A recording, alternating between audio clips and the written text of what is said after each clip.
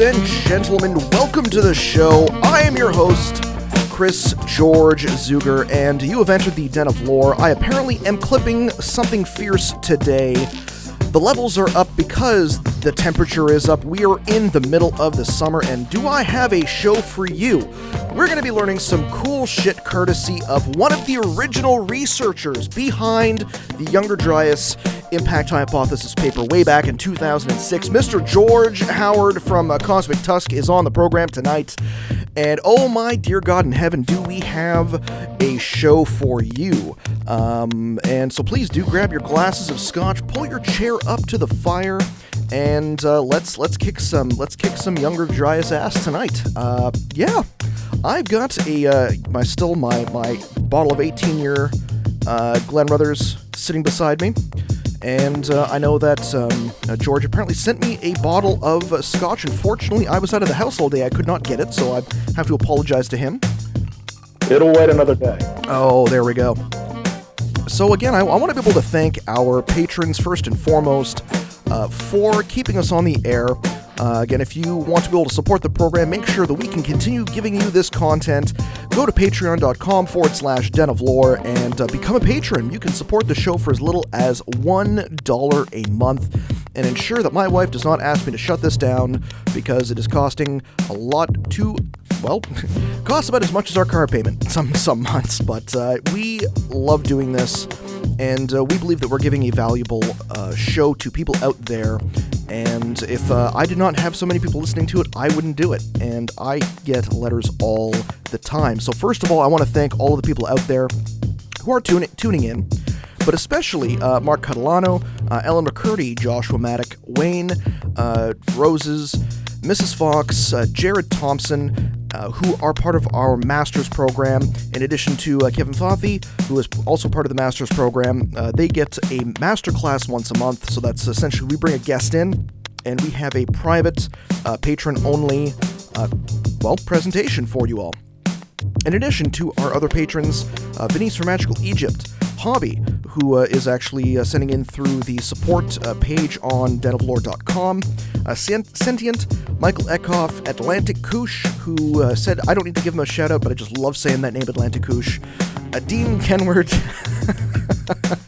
and I believe I got everyone on there. So again, thank you very much for supporting the program and ensuring that we can keep the Den of Lore going week after week after week. And again, you can go to patreon.com/Den of Lore, or if you want to be able to support the show with some swag, you can also go to shop.denoflore.com. Maybe buy a t-shirt, maybe buy a nice Den of Lore mug that you see here. I actually was just drinking some coffee out of this myself. And let's see if I can. My camera's a little bit closer. So yeah, we do have the swag. So if you do want to be able to represent your colors, you can do that as well. And first and foremost, George, how are you doing? Oh, I'm well, Chris. Thank you very much for inviting me on. Well, thank you very much. And George, if you do check out the shop at Den of Lore, I am also having a summer sale, 20% off. You can check the promo code right here. Lore20. You can save some cash, get a nice Buddha t-shirt, maybe some, maybe raise your vibration with some alchemy t-shirts that we got on there. T-shirts, tanks, we got it all. Women's, men's, all colors. I will outfit the entire family. I'll keep the single malt Scotch shirts off the kids. Oh, that's yes, and Mark Catalano, it is Atlantic Koosh. Koosh, like Atlantic Koosh, as in, Koosh out from the Atlantic instead of the Pacific. Mm-hmm. Or Indian Koosh. No, it's Atlantic Koosh. It's a really cool name that someone had. We usually do a little opening intro segment. You're the first guest that we've had in a while who I've actually been able to get to want to engage and join in on the fun stuff that we usually do here. And we get some interesting messages so you could just wave. We could see you. It's great. Yeah, I know. I've got one of the cleaning folks in my office just came in. Oh, it's just like out, busy. yeah, that's what I was doing. Out. Now, we get some letters in every now and again, and usually we get them in through the YouTube channel. And we get some very long emails, very thoughtful, introspective emails, that the people who just enjoy the show and they want to discuss it.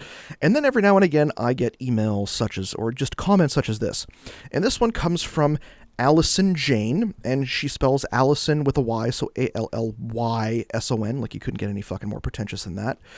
And I'm saying this because, well, this is one of those bad email comments that we get every now and again. And, so this was actually a comment from one of our new, this is getting a little loose, from one of our new segments, Crypto Corner, that Denver Michaels, the great Denver Michaels, and I, we do once a week, and we talk about cryptozoology stuff. We've been doing Bigfoot. We've had a couple of guests on the last couple of weeks. Very short segment, about half an hour. And she came on, and she said, Chris, you are the worst radio program host I have ever heard, I have ever had the displeasure, she actually wrote out the full displeasure of listening to. Your foul language is not necessary. Your jokes are not funny or appropriate for this cryptid show. And last but not least, why the hell, she used the word hell in there, why the hell would you interview a person about the Mothman sightings when you don't even believe in the creature? 2 thumbs down. Boo. And I wrote, girl needs a scotch. Oh, geez, she needs something. And I wrote a nice, and I actually liked the comment because it was an actual comment. It wasn't the usual troll comment that we get on the channel. Someone going, "Oh, you're part of the Illuminati." God will avenge your worship of Moloch, the Dark Lord. And usually for that, I just say, oh, well, that's great. I'll tell my brethren about that. And, at the next barbecue virgin sacrifice, and we'll send some people out and we will come get your family and we'll use them at the next virgin sacrifice barbecue / pancake breakfast. So my general response is, and I'm not going to go through the whole thing. No, actually, fuck it, I'll just go through the whole thing. I wrote off basically stating that, I'll usually for trolls, I'll delete the comment because I have no fucking time for that shit. But I said, okay, this is honest feedback. She presented her argument. She gave me honest critique. I'm going to at least listen to that, and I'm going to keep it on there. But I said, okay, I'm going to address this, but you're not going to like the answer. And I wrote, and I'm just going to add this in here. I didn't actually add this part, but, dear fuckface. One, I'm not a professional by any stretch. I do this for fun. I know I am far from a great host. Like I've got my on days, I've got my off days. Anyways, but I'm genuine. I at least if I'm on here, I'm not trying to pretend to be somebody. I'm not claiming that I'm a time traveling, Mars soldier from the past / future / the present. Right. With and I'm at least here, and I'm. This is what you get. This is what you get. And for the hundreds of thousands of people who listen and watch the show, and trust me, at this point, we've got hundreds of thousands of people who've watched this show in 167 countries. Wonderful. They like it. So I do this for them, and I do this for the people who come to the channel every single week. 2, it's my channel, and I will fucking swear Amen. If I fucking want to. Amen. This is my MO. The reason people watch this show is because you get to watch me drink and make an ass of myself for 3 hours while we learn some cool shit. Why wouldn't you watch this show? Well, thank you very much, I'm George. A big podcast fan. Listen to a lot of it, and you're a fine podcaster, and you get great guests. Well, there you go. And you continue to get better guests. And well, this is where I continued. I'm like, where the fuck do you get to tell me what is not appropriate on my own fucking channel? Like, this is a free goddamn country, and I will say whatever the fuck I want within reason. Again. And if you don't like that, fuck off. And don't fucking watch if you don't fucking like it. 4, and the person I was interviewing I wasn't interviewing, it was Denver Michaels and I. We were doing the show together, and he's my friend. We both do the exact same thing. The reason we like each other is because we're very much alike, except for his southern accent is just so goddamn sexy. And he's one of the reasons my mother actually watches this show. So, yeah. He's got a good way about him. Exactly. And, we don't change for nobody. And point 5, I believe in the possibility of Mothman. And most cryptids. It's just that no one's actually gotten any footage of Mothman worth a damn. and eyewitness accounts are basically the worst form of evidence you could possibly have. It's completely unreliable. Like even with pictures that we've had on here, and Denver and I have had images of a UFO that his sister had caught and like took several pictures of. And if she had said, well, I saw a UFO, the only thing I could say was like, that's very interesting, but she had actual pictures of it. So that kind of evidence with the corroborating evidence is more credible if it's actually clear. These were some of the clearest pictures of UFOs that I've actually seen in a very long time. So yeah, just that eyewitness accounts can be the worst kind without actual other evidence to back it up. So I've been very frustrated by that because no one's got a goddamn picture of goddamn Mothman. So, Ally Son, Jane, well, that's, as I said, you gave me 2 thumbs down. Well, I can fucking do that too. So, see, I got some thumbs right here. And yeah, that was a letter of note that I got today. So that was the opening segment. That's how we roll here. Well, you got a lot of integrity to bring a critic on as your opening comment. So, well, again, for the critics, it's like the critics. Some people will not talk to their critics, and I can understand if there is somebody who's actually critical of the show and wants to provide me with feedback. If you're just bashing the show, I'm gonna like my thing is I'm going to read your comment out on air, and I'm going to make you famous. And that's basically it. If somebody's just going to be a troll, I'm going to read some of it just because it's hilarious. But at the end of the day, it's like, yeah, like constructive criticism I'll take and I'll actually incorporate a lot of it. But, that's how we do things. And I think we actually have people that who are actually in the channel right now. And I'm kind of, let's see here. There's a Kyle Held who is saying he loves the chalice. So he's chalice of scientific truth and justice. There you go. And I've got my Glenn Cairn of fuck you. At least to the haters out there. Well, it's good to know Kyle's out there. He's a great fellow. He helped me technically today at the last moment. Well, he's probably wondering, what the hell show are you on right now? The best show ever, Kyle. The best show ever. So let's get this this shindig going. Now, first of all, I need to be able to introduce you. And because you're just awesome. So, as I said, George Howard is, well, I'm going to read directly from Cosmic Tusk, because it's one of I love doing this. My name is George Howard, not me, him. This guy is George Howard. Right here. I have a young family and a growing company in Raleigh, North Carolina. Great city, by the way, in the United States of America. I also have a twofold fascination. One, achieving environmental quality through the judicious use of market-based government regulatory systems. That's awesome. And about which I blog elsewhere. And 2, all things related to the developing science of extraterrestrial impact induced rapid climate change during the Holocene, and slightly before, about which I blog here on CosmicTusk.com, which you can find in the show notes. After graduating with a BA in political science in 1989 from the University of North Carolina, I did a 6-year stint in Washington, D.C. as a conservative policy staffer in the United States Senate. That is also very cool. I rarely read the Bible, and I am not a creationist. I have, however, come to believe that many of the old stories are true and that we need to heed them. I have believed for more than a decade that asteroid and comet-induced climate catastrophes have happened over the last 13,000 years and demand further investigation and commentary as an issue of public safety, not politics or religion. I'm a co-author of the Firestone et al. PNAS paper of 2007. Sorry, I was off by a year on that one. And several other posters. My contributions consisted largely of fieldwork and analysis of the phenomena known as the Carolina Bays. The Carolina Bays and other many explanations continue to puzzle me. This blog will investigate the Carolina Bays and other proven and unproven impact-related phenomena, but it will focus on the proposed Younger Dryas event. Finally, I'm a skeptic. I do not take blogging on weird scientific theories lightly. I don't believe in UFOs, ghosts, chiropractic, astrology, and 2012 apocalypse, but I do believe in the power of blogs to change things, and I think the threat is real. Well, you have a home here for open-minded skeptics, and again, if you don't believe in UFOs, that's fine. I've seen some crazy shit in my time. Ghosts, possibility, that's fine. Yeah, but we believe here in riding the razor's edge between open-mindedness and skepticism to try and find that middle ground to get to the truth. So you are in good company here, Mr. Howard.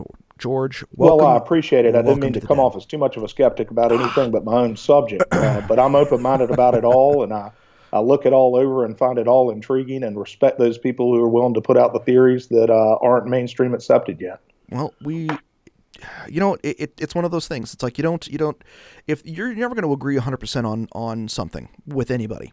You'll That's find right. something that you can agree with one thing 100% on, but you're not going to agree 100% on 100% on. Like my wife, she loves me to death. She thinks that the whole UFO, her eyes glaze over when I start talking about this stuff, and that's great. She still loves me to death. So you don't look at what the interests are unless those interests are illegal or contrary to the laws of God and man. But other than that, you got to talk stuff out. You can't expand your own horizons if you don't at least discuss it or at least consider it even just a little bit. So there you go. And I might add that I am a believer in extraterrestrial life. I just don't accept the craft yet, or haven't seen the convincing evidence I need. But I do believe that extraterrestrial life is abundant and indeed omnipotent. And happy to talk about that with you if we run out of time. Well, we've got until. We got a couple hours, so we're good to go. Yeah, we'll see where it goes. Sure thing. Now, first and foremost, this is the first time that I've had this camera this close, and I know that if we switch to a screen share, again, just let me know at any point you want to be able to show any content as we're going along. But first and foremost, I want to understand where you are coming from with the Carolina Bays. How did you get involved in this entire this thing? No, that's what it is. It's kind of multifaceted set of theories, and that's a good place to start because the Carolina Bays came into my life before the Younger Dryas Impact event, about roughly 10 years before, and that would be 21 years ago. And indeed, it was so it was 1995, 96, a little bit longer than that, maybe 22 years ago. As you had said, I was working in the U.S. Senate and, doing policy work, not particularly political, but everything up there is political. I thought I had become a cynic up there. This has taught me that I was nowhere near the depth of cynicism required, but was working in the U.S. Senate. Had worked there at the time, I guess, 3 or 4 years, started in 1990, right when I got out of college, and went up there and kind of went from the bottom up. Worked in the mailroom and then wrote letters and then kind of helped out with floor statements and that kind of stuff. And by the time I worked for my second boss, I was given I was working on environmental policy, and we had a full subcommittee, and that subcommittee had within its jurisdiction something that I continue to work on to this day in my work life, and that's a wetlands regulation. Okay, and I promise this is leading somewhere. Carolina Bays are a wetland. And being the staffer that was working on reforming wetland regulation at the time, back in the early 90s, I would come across references to various kinds of wetlands. You'd see Pocosin, bogs, prairie potholes, bottomland hardwoods, winter wet woods, marsh, all these kinds of 50, 60 different kinds of wetlands. And then you occasionally see Carolina Bay. It always catch my eye. And never really had a chance to look into it. But I thought it's so odd because, first of all, my boss was from North Carolina. I had no idea what the reference was. I'm like, well, a bay certainly isn't a wetland. A bay is a embayment, is a niche in the coast that we call a bay, and that's, marine and oceanic and not shallow and not a wetland. Wonder what it is. And it was answered for me in this way. I was with the boss, the U.S. Senator. If I remember correctly, it was just me and him, and he actually he said, hey, get me a map of my farm. He was a very large landowner in North Carolina and owned literally tens of thousands of acres and had one concentration of property in his home county, actually where Kyle Held, who was on here a little while ago, is from Clinton, North Carolina, in Sampson County. And he said, get a map of my farm. And he's a good old Southern boy, classic type politicians that are dying out. He was a former Democrat turned Republican. And he said, get me a map of my farm. Get me a quad sheet. And he knew what they were. And I said, yeah, I know what a quad, isn't that what the USGS puts out? And I said, yeah, I'll get you one. So I got on and called the congressional liaison with the United States Geological Survey. And I said, could y'all deliver me quad sheet number 7 of Sampson County, North Carolina, or whatever the designation was? Mm-hmm. And you know how they kind of hop to down there. It's easy to get those kinds of things done in Washington. And I bet it was that afternoon, if I remember correctly, they sent a courier over with a quad sheet of the boss's farm, or at least the area in which one of these large tracts was contained, and rolled it out. And he was looking at it and saying, yeah, here are my wetlands. Here's how my farm works and this and that. And he loved this kind of stuff. This was his kind of thing, and going all over it. And I looked down and I saw dozens, probably on a quad sheet, not more than, say, a couple of dozen, dotted green oval lines, elliptical lines, I should say, ellipses, dotted green lines. Mm-hmm. All over his farm. And I said, well, what on earth is that, boss? He said, oh, meteor holes. Was he joking or was he serious? Well, that's what I said. I said, now, excuse me? And I was been a science geek since I was a kid. You know, I'm into politics here, but I guess one of the reasons I was able to do the wetland stuff is I was kind of fairly scientifically literate. And I said, what do you mean meteor holes? First, I said, do you mean craters? There's never been any note of a extraterrestrial crater in North Carolina, Mr. Senator Faircloth. And he said, oh, no. They're everywhere down there. And I said, I had never heard of such a thing. He goes, oh, yeah, they call them Carolina bays. And I said, no kidding. That's what that means. And he said, oh, yeah, it's a wetland. Every one of them's a wetland. He said, and I got them all over my place. Everybody else does. He said, now, when I was a boy, it was the biggest thing ever. And I said, what do you mean? And he said, well, you know, and he was born in the 20s. He said, 1930s, you know, it was just all over the newspapers and everybody's all excited about it, that we had been hit from stuff from space right down here in Sampson County, or down there in Sampson County. And I said, you got to be kidding me. And I kind of was a student of the state, obviously working up there for, you know, senior politicians. I love my state dearly, and thought I understood it pretty well. And he said, yeah, it was big time. So, of course, I said, I got to look this up. And that was right about the time the internet was getting going. I was actually one of the first people in the Senate to have the internet, other than the text. And I got on there and called up a webpage, dialed it in, and it started a friendship to this day with a fellow down in Georgia named Bob Cobras, who was the librarian, the digital librarian, actually, for the University of Georgia down in Athens, Georgia. And at that time, and it is still up, and it's pretty much in its same form, he put up a page on Carolina bays. And that was early internet. And he had that up maybe 93, 94. Again, this time's 95 or so. And I looked it over and I said, I will be darned. These things are absolutely everywhere. People have been saying since the 1930s that they were impact features, and I'm going to learn up on it. So I did to some extent. Certainly didn't write anything down, didn't have a blog or anything like that, but kind of consumed what I could. And I took a job not long after I got out of there. I've been there 6 years, didn't want to be a lobbyist, couldn't be a lawyer probably, and moved home to be a wetland mitigation banker. Happy to explain that if we truly run out of time. And moved down here and was actually told to go out and buy some land. And the very first piece of land that I got in touch with to purchase for this company, I looked down at the sheet when I first saw the map of it, and I said, I will be darned, I am just thrilled. It's Carolina Bay. So I said, I'm going to actually go out and see one. And went out, and it's actually a very interesting one. Happy to show you where it is on Google Earth, and we'll take a look at it on Google Earth later if you like. Fantastic. And yeah, and I became very, very up close and friendly with them from then on. And we've continued to work with them in wetland restoration to this day.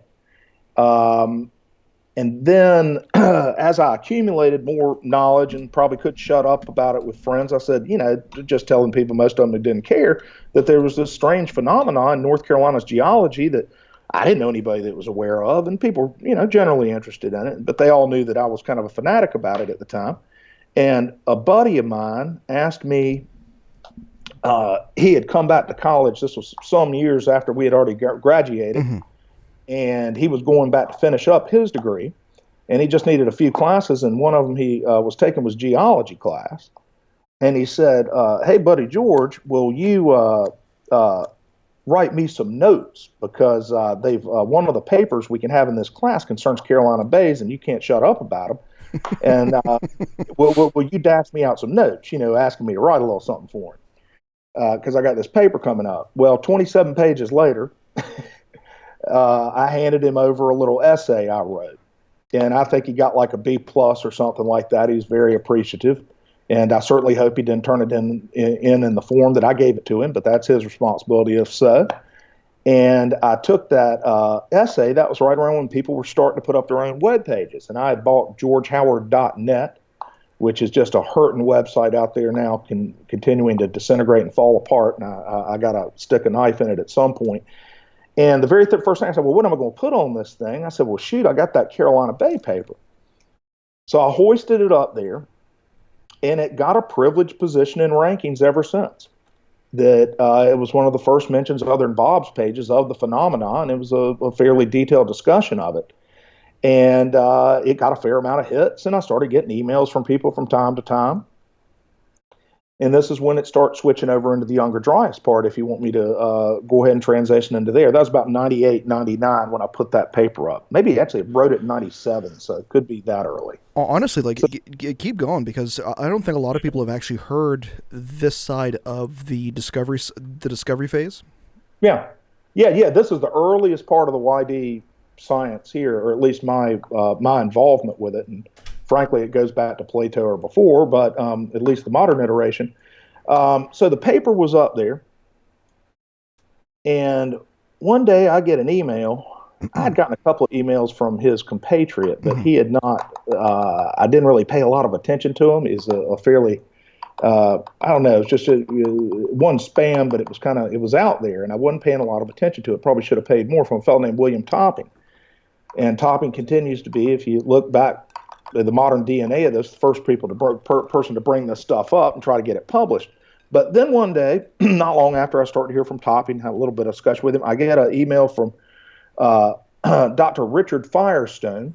I said, well, that's a hell of a name. And from his address was 1 Cyclotron Drive, Berkeley, California, at Lawrence Berkeley National Nuclear Laboratory. And I said, well, I'll be damned. He said, I am an associate and co-researcher with William Topping. And we discovered, as William might have said, that we have evidence that we are collecting, that William initiated, that shows some anomalous soils 13,000 years ago in the upper Midwest at archaeological sites. And I'm testing them for Topping out here, and we're finding some odd stuff.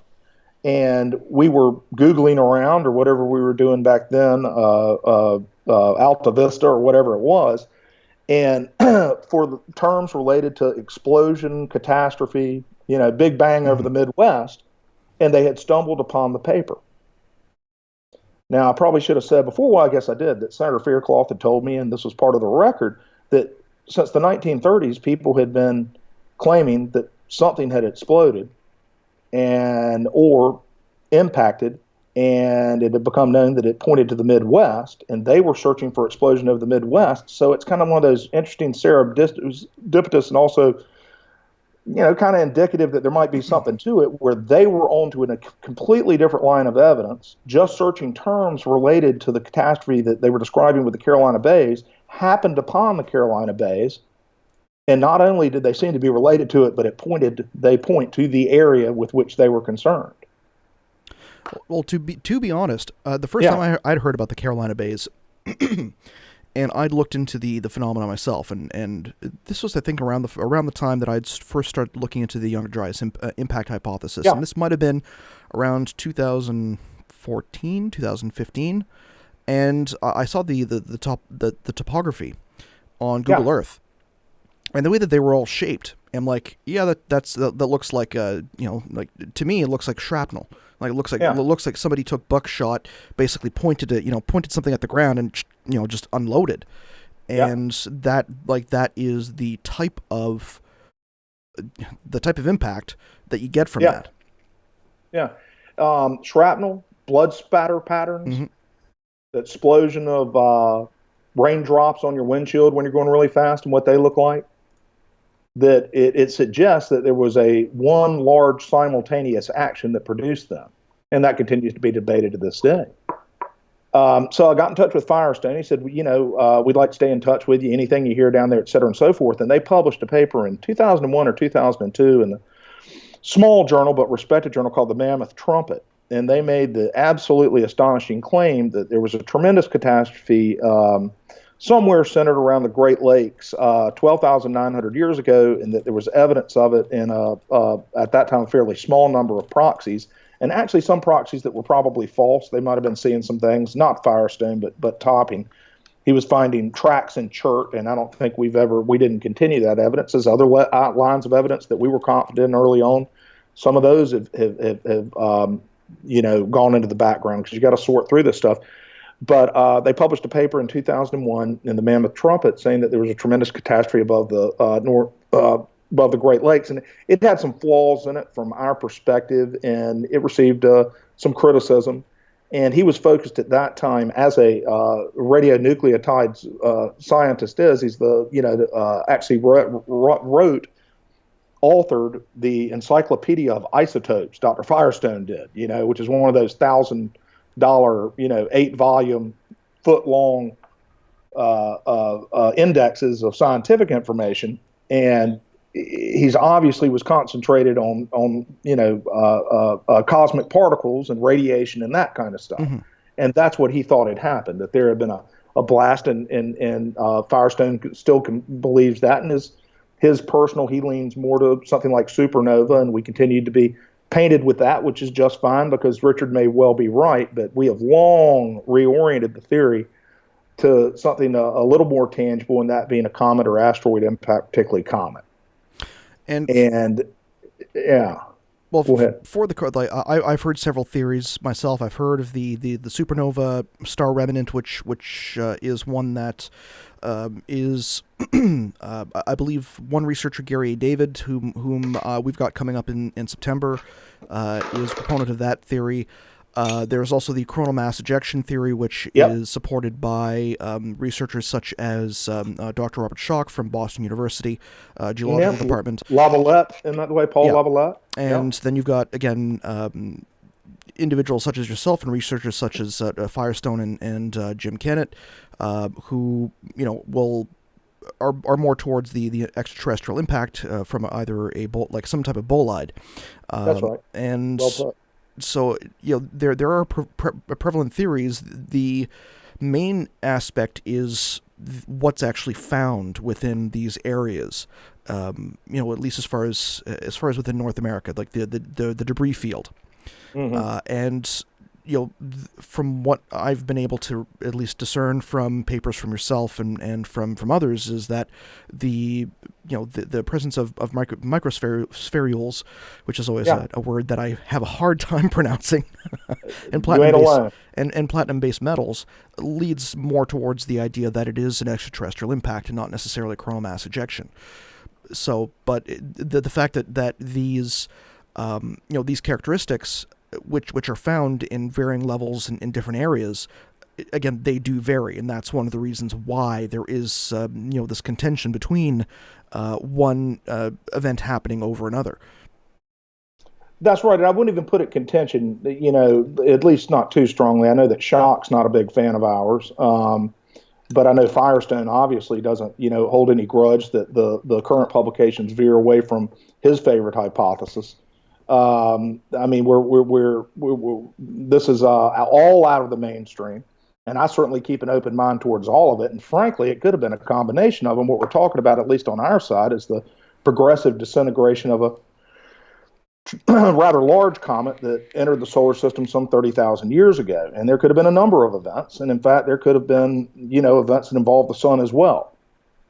And that's not entered into the published research yet, but there's everything's on the table on our side. We just need to sort through it and see what's most verifiable, testable, and supportable, and frankly, can be published. So you don't want to get too wild.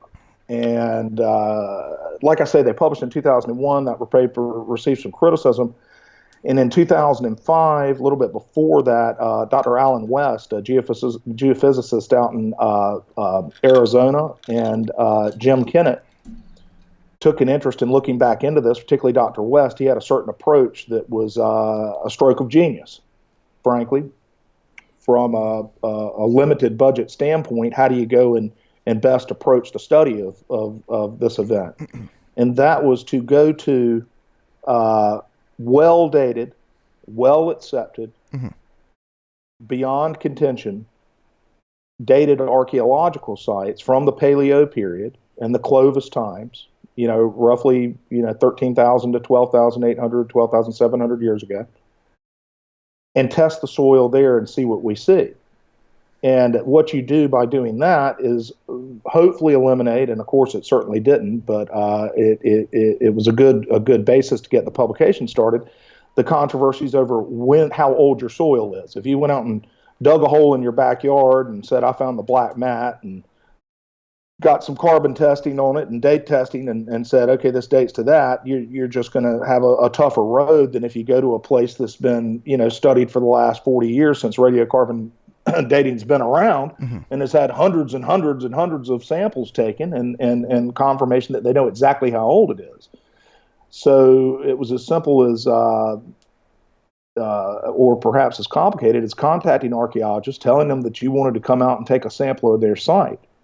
And the first two of those were Blackwater Draw in New Mexico and Murray Springs in Arizona. Blackwater Draw being the actual type site where they named the Clovis woods outside of Clovis, New Mexico, and named the point after the points that were found there. Some of the earliest, maybe the earliest that were found. Now, I believe these locations were actually published in a paper that was released by a team. I think you may have actually been part of it, which was released late 2016, and I think that was actually the first masterclass that we had held for our patrons, and I presented that paper. I think I know the paper you're probably talking about, which is more even welcome than our papers, is probably Alex Andronikov. I think that's actually that's the paper. Wonderful, wonderful publication. And it was particularly exciting to us and continues to be because we have had zero contact with Alex Andronikov. I do not think there has been even an email exchanged with him. And you might guess why, Chris. Why? Because it's probably a lot more true and they want to get to it first before you guys? Well, no, it's a little bit more with our critics. We don't want to accuse, we don't want him to be accused of collaborating with us. Ah, okay. Because we have been so smeared, if you will, and, I take that as part of the game, at least, the now scientific cynic in me. But you got to be careful with these guys that are going out and independently proving it. Now, as we'll see in the presentation, there has been a series of people who have independently confirmed it and then joined our subsequent papers because they reached out and asked for our assistance, for instance, right? Then they're on the team. And to our critics, that means that they've been sullied and somehow drank the Kool-Aid and have joined the cult and whatnot. So if you show up on one of our papers, you've somehow lost your scientific credibility. If you're independently publishing, I guess they say they also are drinking Kool-Aid that they're mixing for themselves. But to maintain some distance between these independent researchers, that's what we call them, they need to be independent. And that was tremendously welcome to see Andronikov, who I think has published now 4 papers or so, with the most significant being the 2016 paper, which was implications of the discovery of platinum group metals and spherules.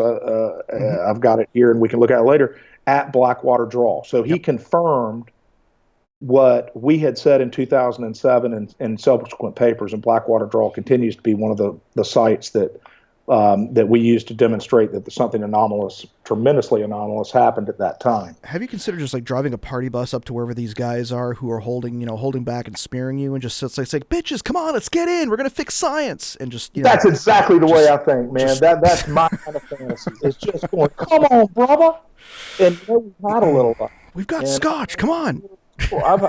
I've been, well on my way out in a field out in Flagstaff, Arizona, with one of our most persistent critics, and they ain't friendly to it. Well, And we were friendly then. It got a lot nastier after that. That was kind of in the early days when the criticism was muted. But as we continued to publish, the criticism became, more and more strident. And we continued to bear the burden of some very, very determined critics of these publications. Now, what's so frustrating about it is when you're working with controversial science, call it fringe science, non-mainstream science, I would just call it new science,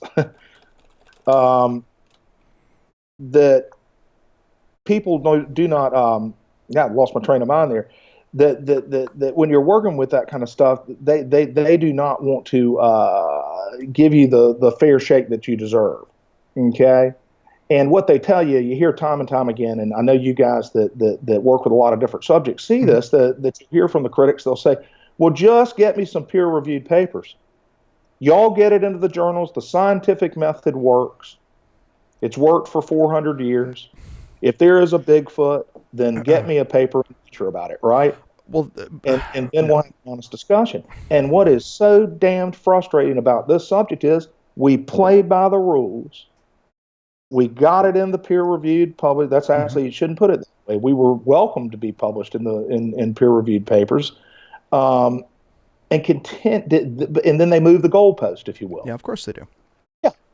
So let me tell you, if you ever show up with a Bigfoot in Nature, the fight ain't over, and you don't expect it to be. But it's just, again, the stridency with which they conduct it and the manipulations that. And I left all this stuff out of my PowerPoints. I can talk about it anecdotally, but it's been really the main revelation on my part, or just the general science, is how tough these things are. But if you want a friend, get a dog, right? What's the main contention? Why is there such vehement opposition to this possibility? Like, what are the critics saying? Like, and not just from it couldn't have happened. Why? And I also understand that there's a whole ego thing. Of their animus. I'm sorry? Just the source of their animus. What drives the bile against it? Pretty much. Like, why are they such? Why are they being dicks? Yeah, why are they being dicks? This is my own opinion, but this is an informal podcast, and this is what it's made for. But this is what George Howard thinks, that it's twofold. That one, a tremendous catastrophe in, prehistorical times, but within the, Homo sapiens, and obviously given Göbekli Tepe, times where there certainly were cultures and civilizations, well, not civilizations, and we'll have to talk to Graham about that, possibly so, but accepted that there were cultures and people with very primitive technologies on the landscape and whatnot. If it's proven that there was a time in theoretically in distant memory where there was a tremendous cataclysm, it justifies, if you will, among other things, the Christian right. And most of these scientists, at least I could name a few names, I might get into it after another scotch or two, but these guys are generally atheists, which is just fine with me. I listen to several atheist podcasts, very interested in it and whatnot. And, I'm kind of a Christmas and Easter Episcopalian myself, so I can't claim a whole lot of religious credibility.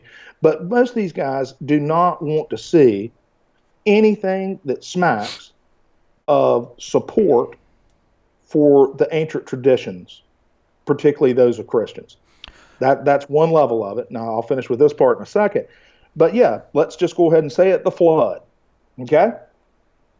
Our mythology within, Christian communities is that, just like 315 others around the world, religions and ancient oral traditions, is that there was a tremendous cataclysm in the past, and that involved vast amounts of water.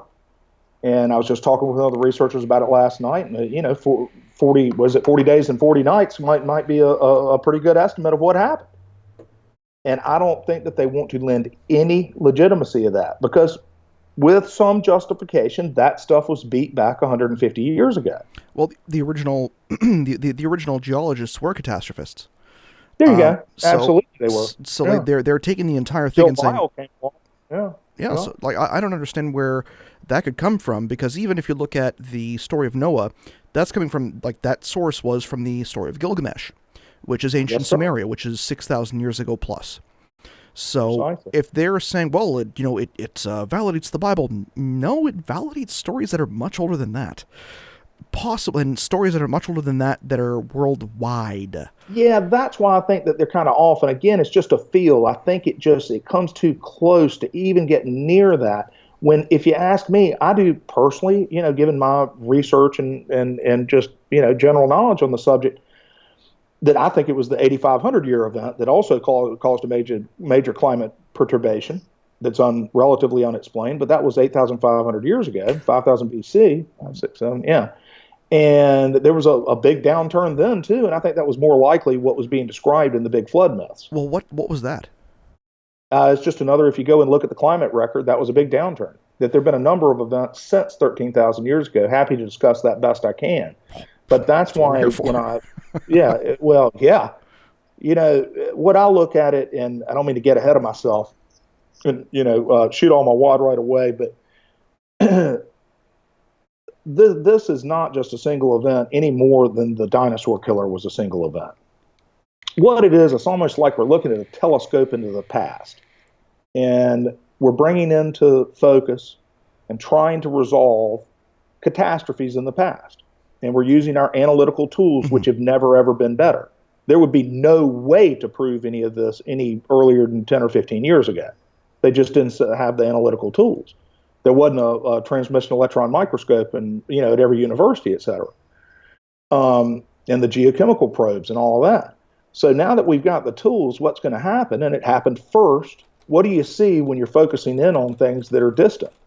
You see the largest thing first. Now, it may be further than the closer thing. I don't mean to get too weird on you right away, but if you look at these catastrophes, the first thing you're going to see is the biggest, baddest one that happened. Now, it is a long time ago, but it was also so big and bad and caused such a horrible extinction that we caught on to it first, and that was the dinosaur killer at Chicxulub in the Yucatan 63 million years ago.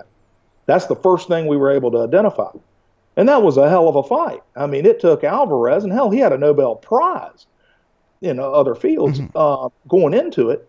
It took them from 1980 to roughly 1994, 14 years, to get it into the textbooks. And it's still disputed, and it should be disputed. Everything should be disputed at all times to some degree. But that was the first thing we saw in the past of this nature with modern analytical tools. That's not the last thing we're going to find. The next thing we found, and there were probably precursors to this as well, and can discuss that, it's probably something 35,000 years ago, but was the 13,000 event. That was as dramatic as anything that had happened since, I think, about 16 million years ago. Okay, and you can't ascribe every extinction to cosmic impacts, but I think a significant amount of them did occur that way. I think the two that we're discussing right now that have been well published occurred that way, and there have been other events since. I believe the Bronze Age civilizations were brought down roughly, 4,000 to 4,300 years ago, and have done some work in that regard. Traveled to, archaeological digs. Go ahead. Is there a possibility that any of these were caused by Vern shot? Are you familiar with the Vern shot? I've heard the term. Give me help though. Okay, well here's an example. Let's say the Yellowstone blows. And a large solid mass of something gets thrown up into suborbit and then crashes back down into the Earth. That would be a Vern shot.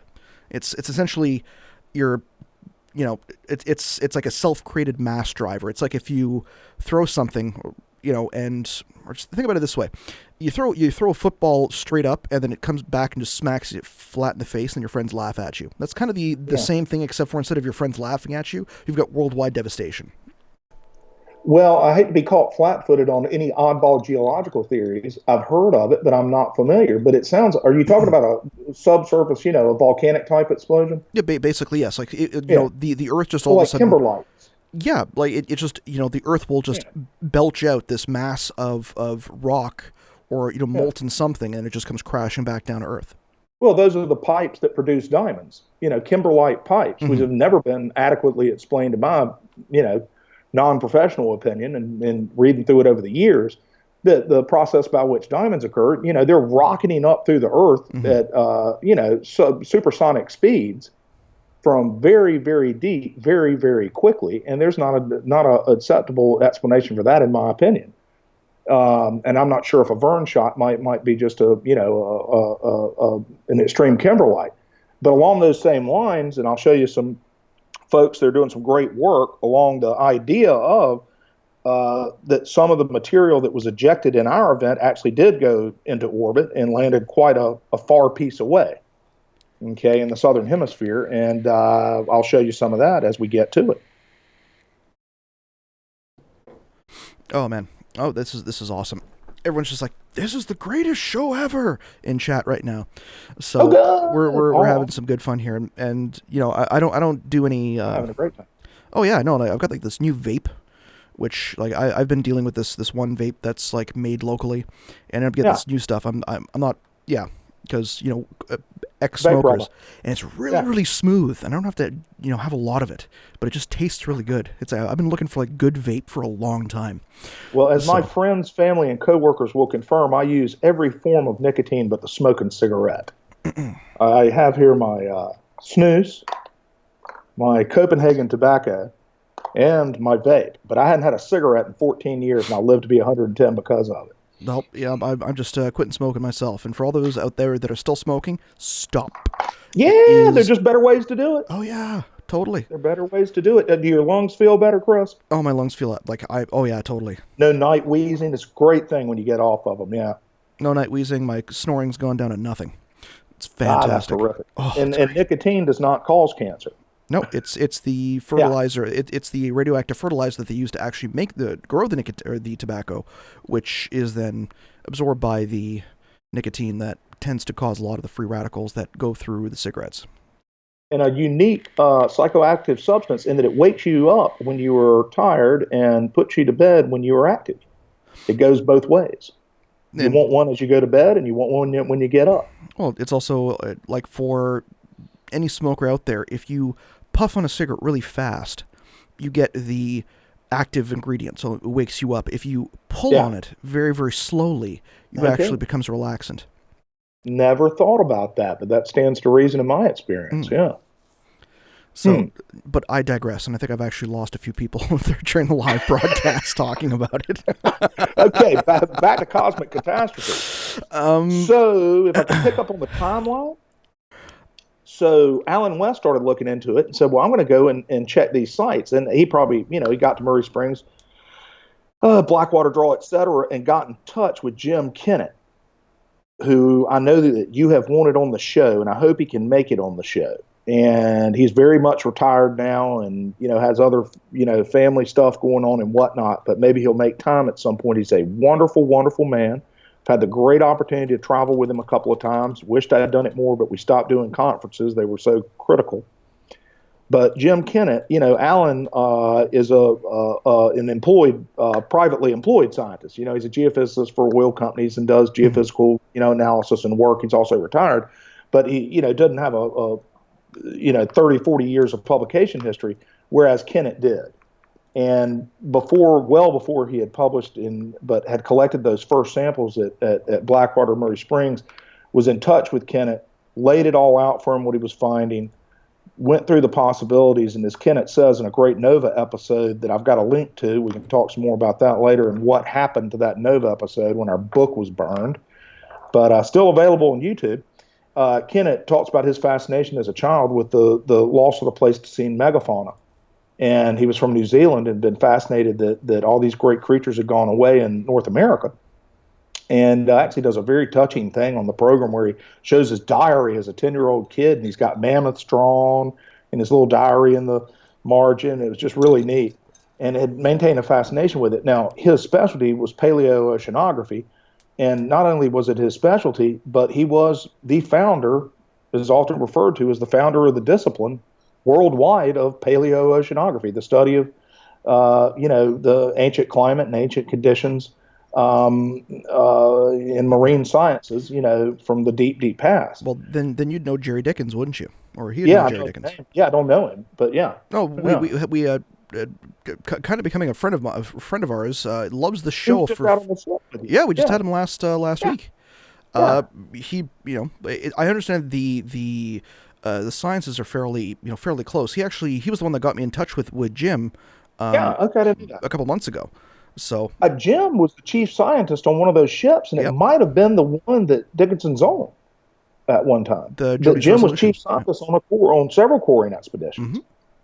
I mean, that's a hell of a CV.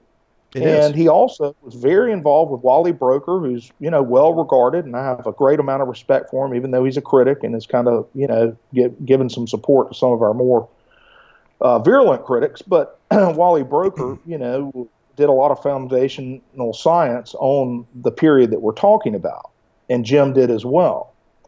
And Jim established, for instance, that the Mississippi River was a tremendous outlet prior to the YD for glacial ice melt. Now, when the event happened, it turned the other way. It clogged up that hole, and he noticed that too. And he had a lot of outstanding questions. By the time that Wes got to him with this stuff and provided him with the Firestone information, and Firestone, of course, was involved as well. I don't mean to leave them out. That you had two renowned scientists, and, I would call Alan's nothing less than a polymath. He's probably one of the smartest, science folks we've got in the U.S., employed in private sector. They got together and said, well, there's something here. And they began a larger testing array and got samples from a number of locations across North America, greatly expanded by now. Mm-hmm. And I was in touch with them at that time, and we wanted to go out and dig around in some Carolina bays, and that's really how I got to be a part of the papers. I kind of consider myself the bat boy or the ball boy for the professional team here. 23 PhDs and me kind of thing, which is where I'm coming from. And that may show over the thing that I do not have a specific discipline that I can dig all the way down in and tell you everything. I'm a generalist. I'm a mile wide and I hope 6 inches deep. But I was so fascinated by it, so fascinated by the Carolina bays. And then they came back and tell me they're finding stuff all over the country at that 13,000 year level. And I said, I'd love to help, and I'd love to do some sample collection from Carolina bays. Has been documented a couple of things. I mean, we must have sent hundreds of pounds. My poor office manager, who still works with me, Tiffany Bilo, packed up, dozens of boxes of sand that we mailed out to Kennett at the University of California, Santa Barbara, and they would go pick through it in very careful scientific manner. And we would collect them literally on the phone with them. Early cell, couldn't FaceTime and all of that. And Alan would visit as well and others. But we would collect the samples and send them out to UCSB, mm-hmm. and they would analyze them and then report back what they were finding and where. Interesting thing. Yeah. Like in Ottawa, Canada, we've got this one place called the Art House Cafe. It's essentially like the artist's cafe / bar hangout. It's also kind of like a shared space. Sounds like a hip joint. Oh, it is. It's run by a friend of mine who, we used to have like a band back in the day, and then we lost touch, and then I just realized, oh man, you run this place? So I actually found out the last time I was there about a week and a half ago that the place that Firestone is sending his samples up here in Canada, I actually met the guy who runs the lab, who's testing the samples here in Ottawa. Just randomly at my friend's cafe. I think the name is on the tip of my tongue. Could you, I forget what it was. I had a couple beers. Yeah, there is somebody. It's not James Bischoff. He's with USGS. Who's the Canadian helper up there? I could, if I had 5 minutes and weren't on a live podcast, I'd go and dig it up. Yeah, I don't think he was on the original paper, but there's definitely, the team's grown so large now. It's a little hard to keep track of. I just keep running into these guys. It's like, there are 55 of us now. Oh, I know. It's hilarious. I ended up having, an hour-long talk with just some random guy over the Younger Dryas Impact, and the Black Matt, what was the cause, and just getting his opinion on it, and this is just randomly at some cafe in downtown Ottawa. That would thrill me. I'd share the same thrill you did, because we those that follow this stuff, it's fairly obscure, but it's damned important, and you wish more people knew about it, because the more people that know about it, mm-hmm. is just going to catalyze more interest and hopefully some research money at some point. But it's neat to run into people, and I could put them on one hand in the last 15 years that had any previous knowledge of it, and to run into an actual, involved researcher in something that you're discussing on podcasts, there in the neighborhood, that's really cool. Well, it's a good sign.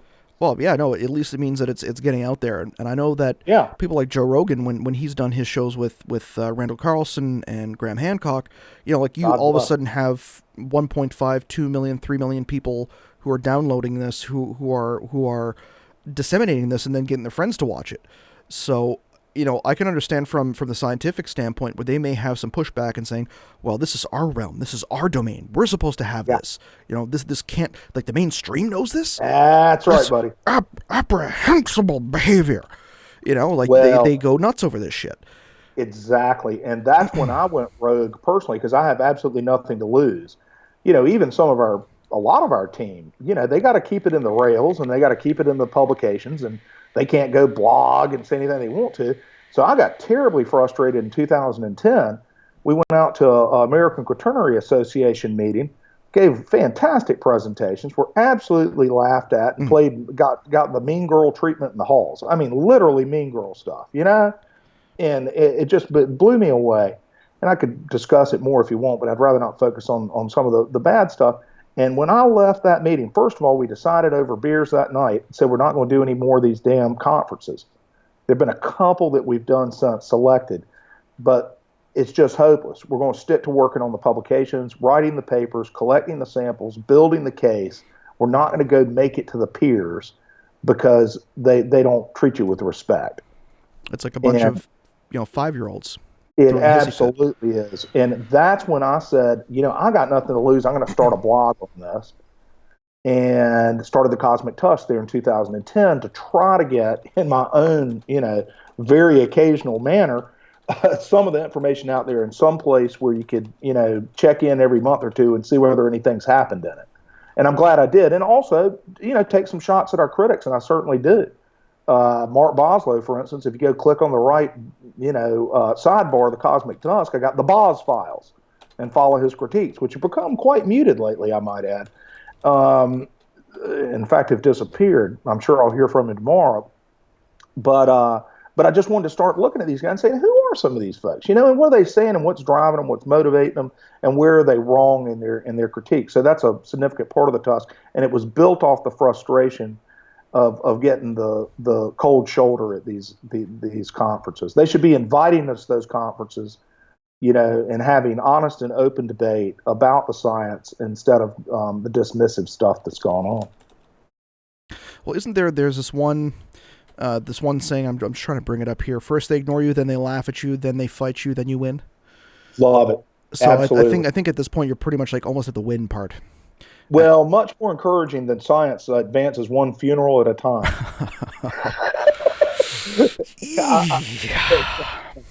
Good ideas die one funeral at a time. And I mean, honest to goodness, I said to Antonio Zamora, one of the Carolina Bay researchers the other day, and he's not particularly old, he's in great health. But I said, hey, keep your health up. You're doing a great job. But a lot of these guys are in their 60s, most of them are retired. And that gives a lot of them more freedom to publish. There's a lot of that. They just have no fucks left to give. Yeah, exactly. No more fucks to give, exactly. And exactly, but have 35, 40-year records of publication, and then they go, yeah, I know this stuff. I always figured this was true.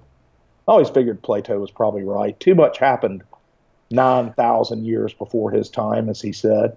No, there's just a lot out there, and you don't even, there are different chapters of the understanding of this stuff. And it goes back, Ignatius Donnelly was a U.S. congressman and wrote some of these early books about Atlantis. God save us for bringing the term up. But the whole Atlantis thing, there have been thousands of books. Well, that's what we're talking about. Yeah, pretty much. Now, do I claim that there's a lost continent? Hell no. Does it bother the hell out of some of these scientists and some of our critics that it may justify all the woo-woo folks who claim that there was a lost continent? You damn right it does. This is the whole point of the show. Our mission is to get drunk on scotch, find Atlantis. There you go, buddy. So that is our main mission, and we're getting there one guest at a time. And speaking of one guest at a time, I also have questions that come in through YouTube that I try and throw out there every now and again to people to continue on the conversation, and sometimes we just spice it up a bit. This is from Lee Veltman, and he asks, what is the most dismissive issue? Oh, and my wife just sent me a text message, which is, honey, just to let you know, those actually appear on screen for everyone to see, and it actually says no getting drunk. Because oh my Lord, is that me? No, that's for me. My wife actually sent me a text message, and it appears on Messenger, and it's scrolled over to your side of the screen, which actually said, no getting drunk. So well, see, I can't see you. I think I've got it set up a little wrong. Should I be able to see you now? No, because I turned off my camera so that it doesn't appear in the bottom right-hand corner. So, no, there won't be no getting drunk tonight, but that is the overall arching joke theme, if she can hear me. Heavy drinking and drunking are not necessarily contemporaneous. Well, no, I understand that. It's just the whole, it's the snoring thing. You have several scotches more than you actually expect to. You come home, you get to bed, and then you start. I snore like a velociraptor, as it were. So we're brothers from another mother, my friend. Well, darn straight. But again, as I say, happy wife, happy life. So I have to keep things in the up and up and straight and narrow. That's one of my few shortcomings that I'm periodically loud in the evenings. I know, but it actually appeared on screen, so this is now on the show because of Messenger. So now that my wife knows that she has this power, she can actually comment and everyone can see it now. So, honey, if you're out there and you're listening, I love you to death, and it's okay. I will behave. I'll behave. He's saving the planet. I'm saving the planet one scotch glass at a time. So yeah, what is the most contemporaneous, as I mentioned before, and she just said, I love you. Oh, I love you too, honey. So for all those that are out there watching, yes, my wife is now a part of the show, apparently by text message, which I'm going to try and make a thing. Yeah, what's most contentious? Oh. Well, I'd say I'll give you an example of one thing that they thought that they had that was most damaging. Okay? That's, I guess, a way of getting contentiousness, at least from our side, find it very contentious, where you're like, oh my God, that's so unfair. And then I'll give you another one that's in my mind. But in 2010 or 11, a group of the usual suspects, certainly by this time, and at that time is relatively new, we were, rocking and rolling 2007, 2008, 2009. There's getting more and more publicity. They did the Nova episode, the Cadillac of science TV, did a wonderful 1 hour episode. There's about 6 hours of international science TV on it, hundreds of articles, people starting to follow up, and et cetera. And guy, I think it's Andrew Scott in the UK, and another bunch. I've actually got the paper here. I could probably pull it up, but did a little 3-page screed that said the carbon spherules that we were claiming, was one of the impact proxy was actually bug shit and fungus. Bug shit and fungus. Yeah. That sounds like a very good punk band. Yeah, bug shit and fungus, exactly. And they punked us bad. Do I have that? But yeah, I don't want to. What bunch? Happy to put it up, or you should put it up in your links, because the interesting thing is, if I ever try to explain this to somebody that's really interested and will read the papers and stuff, I say, read this paper. Here's one of the ones that knocked us out of the box, a 3-pager where they took bug shit and fungus, took some selective photos of it, and said this could be misinterpreted as these vesicular carbon spherules that they're finding. Okay, first of all, just as you don't need to go much further than this in my mind, they did it with optical microscopes. We're sitting there with transmission electron microscopes going down, if we need to, all the way to the atomic level, looking at this stuff with some of the most sophisticated instrumentation that one could obtain. Okay, and they're working with optical microscopes. That happened later again, particularly with Todd Searleville's criticism of the microspherules, where we're using a 50, a 10 meter lens, and they're using binoculars, and they're trying to tell us what they see and that we're seeing the wrong thing. And first of all, you're not going to get people like Kennett and, I'm looking at some of the other folks and, trying trying to find the ones that are most appropriate looking down here.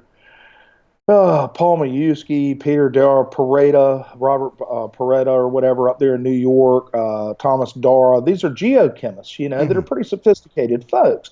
They are not going to misinterpret carbon material as being organically produced by bugs or fungus from something that was produced by high temperature flames and high temperature intense events. We're not going to make that mistake. But then it comes out, then the counter stories come out. You can't blame the press any more than they generally are today. They come out, series of stories, bug poop. These guys were wrong. It's bug poop. And it makes it funny. It was also very ingenious, that they tied us to something that's funny, international, intense interest over ancient impact turns out to being driven by misidentified bug shit. Well, you can just imagine where you just want to pull your hair out. So we didn't miss. That's bullshit. It's fucking bullshit. Absolutely. I'll give you a good one. Ted Bunch. He used to be head of astrobiology there at NASA or something like that. But he's also, he was there with the Shoemaker. When they were proving that these things happened in the early '60s. Ted continues to publish with us. He's 78 years old. I hope I didn't give him an extra year or two. He's got twin girls that I think are 15. He's fit as a fiddle. One of the smartest men I know, a wonderful person, has a history with NASA and impact research, and particularly the microscopy of impact research, looking at tiny things to tell what happened on the big scale. Mm-hmm.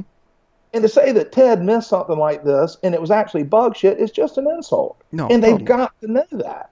They've got to know that. But it makes good slapback science. The problem with this stuff is you don't get another turn. It's human nature, and it's the nature of the press.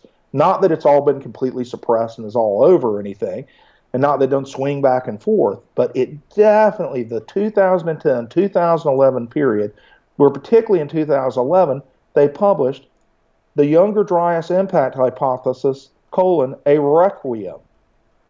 A requiem. I heard that, and that was that was also slapped back with further. Well, again, if I'm not mistaken, that came out, and then Randall and Graham went back on Joe Rogan, and they tore that to pieces. And pretty much anybody who's under the age of 50 who watched that show is, to the scientists, they're going to, they're going towards the scientists. Their target audience is the scientists.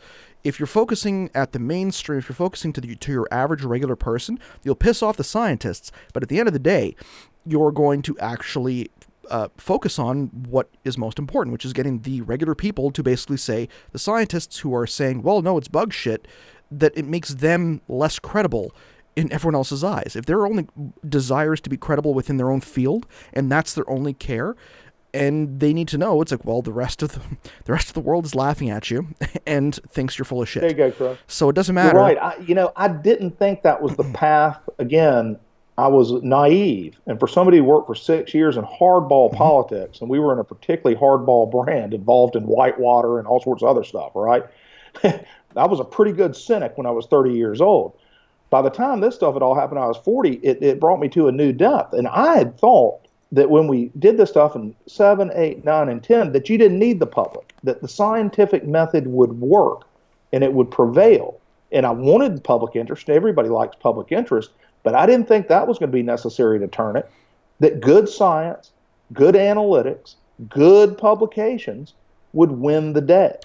And woo, was I wrong, and that's when I went the direction personally, for what that's worth, that you're speaking of right now, that it is going to require such an intense public interest that they have got to get a better game on, because you can't put it away. And that's why Randall Carlson, for instance, and I hate to say this, even though I loved his book, Fingerprints in the original book. And when I read that, it was probably, I was into this for a year or two. The book was a year or two old.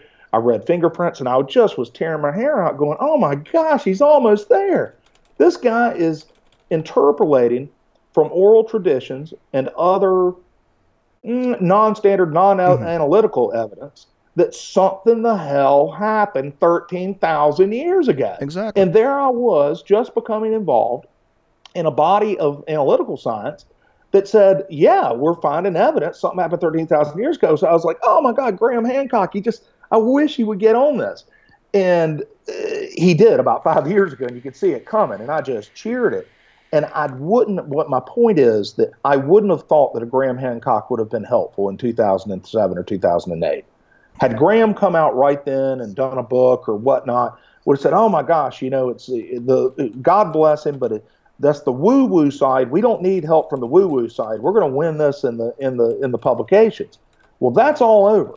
We need the Graham Hancocks of this world. He has become a friend of mine, a digital acquaintance mostly, but I've met him in person as well. Look forward to seeing him again, hopefully sometime relatively soon.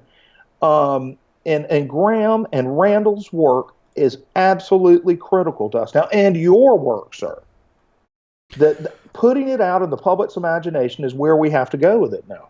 Putting me in the same breath as Graham Hancock and Randall Carlson, and like I look up to those guys. Like Randall's a fellow brother. He's also a Freemason, and that's he is, part and parcel.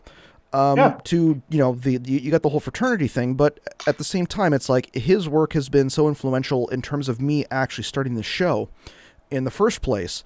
And same thing with Graham, because it's like if I hadn't said, okay, well, I want to be able to talk to as many interesting people as possible because I've got some crazy wild ideas myself. And, it's like, okay, well, this is something fun to do at the same time. I just love learning cool shit. And I believe that other people have a right to be able to know it. And being able to describe the importance of other people having this knowledge or being able to chew it over in their own minds is something, like you can't hold it. You can't keep this out of people's... the genie's out of the bottle. You can't hide it. You can't suppress it. It's a crime to not discuss it. Exactly. Well, it was been a part of cultural, both religious tradition, in other cultures as well as Christian tradition. It was also a part of speculative science in the 20th century with Velikovsky. God knows, don't mention Dr. V, or you get knocked out of the box right there. But he was onto something. You're familiar with him, right? Or aware of him? And he was absolutely destroyed. I mean, literally picked apart by Carl Sagan. And Sagan had the potential to be a tremendous advocate for this, and he actually contributed to it significantly in doing things like describing the origin of the swastika as being from a rotating comet. Huh. Oh yeah, look that one up. That's a great rat hole. It's been a while since I've absolutely. It's been a while since I've read. Sagan, but V took it so damn far and did it all from oral tradition. Had no analytical evidence, and was a kind of a target-rich personality.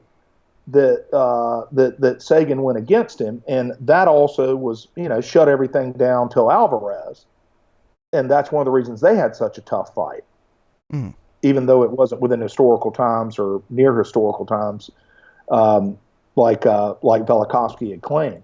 but just even mentioning that you could provide any support to Velikovsky or Donnelly or hell William Whiston, who's a predecessor and cohort of Newton's, is absolutely convinced that an ancient comet had influenced the planet's cultures in the past.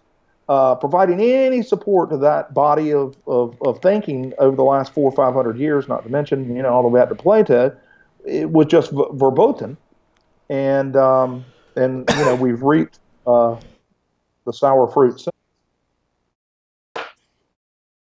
Oh, I'm okay. Bless you. I was just coughing. This vape is pretty strong. Oh man, wrong tube. Get one of these over-the-counter ones. Oh, I can't. RJ, Salem, North Carolina. I don't even think we have that here. What was I going to go before I started almost coughing my lungs out? You let me know when you want to see some weird pictures. Fuck it, let's see some weird pictures. Let's go. Now, this is not how I thought it'd play out. I guess we've been talking for more than an hour, which is great because I was so nervous about the PowerPoints. Now, I don't know exactly how we'd want to do this. Did we want to do a YD PowerPoint to introduce people that might not be familiar with the basics of it? You want to jump into Carolina Bays, which is better eye candy, maybe. Well, let's just, I'm going to let you picture it. I've got my square box, my image No. which is now in a much lower, or Let's see if we can pull it off technically first for our guests and not have them hang up and disconnect. So please don't disconnect. In fact, Can you see that? Please do go to patreon.com/Den of Lore. Support the show. If we can actually get up to a certain amount, I can actually hire somebody to take care of the production for me so I can focus on the interviews. Or that day is coming. Just send your CV into info@denoflore.com and join our intern contest. Get us where you can win a chance to get me coffee on a daily basis whenever we do a show. Think about that, ladies and gentlemen. info@denoflore.com. Send in your CV, and we will get you on as the official Den of Lore intern. So you can share your screen. I've got you on the big screen now. So can you see my first slide? I cannot see your first slide. I can see your. Am I not sharing? No, you're not sharing. Okay, hold on just a second. Can you still see me? I can still see you. Okay, I love the informality. Okay, can you see my screen now? Yes, I can. Okay. There we go. There we go. Now, I'd like to say that my PowerPoints are such that I could, do the formatting in the initial slides here, the first 2/3 of it. But I worked a little bit on it, but most of this comes out of the group. This is a standard presentation. It probably hasn't been given 20, 30 times, but we share it amongst ourselves, okay? Or amongst ourselves to give if somebody needs to go talk. I've given it once or twice to NC State Astronomy Club once, and also to NC State here in Raleigh, older folks interested in science stuff club. Okay, Diamonds, Comets, and Mammoths, that's kind of the original team there. And I hope you'll put a link to it, or we'll otherwise put it up later if people want to check on some of those people. All of them are Googleable. And as I say, that's 23 PhDs and me. Happy to be along there as the Bat Boy. Mm-hmm. And you've got Alan West, who I've mentioned, Ted Bunch at NASA, James Whitkey, wonderful researcher out at University of Arizona. Al Goodyear, a fascinating cat, man. I'm sure you've heard of him, who, if he didn't have enough trouble on his hands claiming that the Topper site in South Carolina might have lithic debris that dates back 50,000 years, he invited more trouble. Okay, when he signed on to this, but that's because he's got a lot of integrity. Jim Kennett, who we've mentioned, Doug Kennett, his son. You gotta believe in something if you get your son involved with it. He's just beginning his career. Jim Kennett, paleoceanographer. His son Doug was particularly helpful, particularly early on. Doesn't have as much time for it now, but as an anthropologist. Then you got Firestone, Lou Ann Becker, another cosmic geochemist, Pete Schultz. Big win there. Mm-hmm. NASA guy, runs the big gun, the impact reproduction gun at the NASA Ames Center. Bob Pareda, I think, is a geochemist. On and on and on. John Erlandson, anthropologist there at one of the California institutions. I could keep going, but these are serious people. Going deeper in there, Paul Majewski, who collected some samples for us and has been on some papers in Greenland. Hell, he's had a whole 60 minutes on him before. Okay, mm-hmm. Malcolm LeCompte there is truly a rocket scientist and a close personal friend. I've traveled to Jordan with him on an archaeological dig. Another punk like me, it's not 23 and not me. David Kimball was not a PhD and was a good buddy who loved the bays here in North Carolina, on and on. Wendy Wolbach at the end.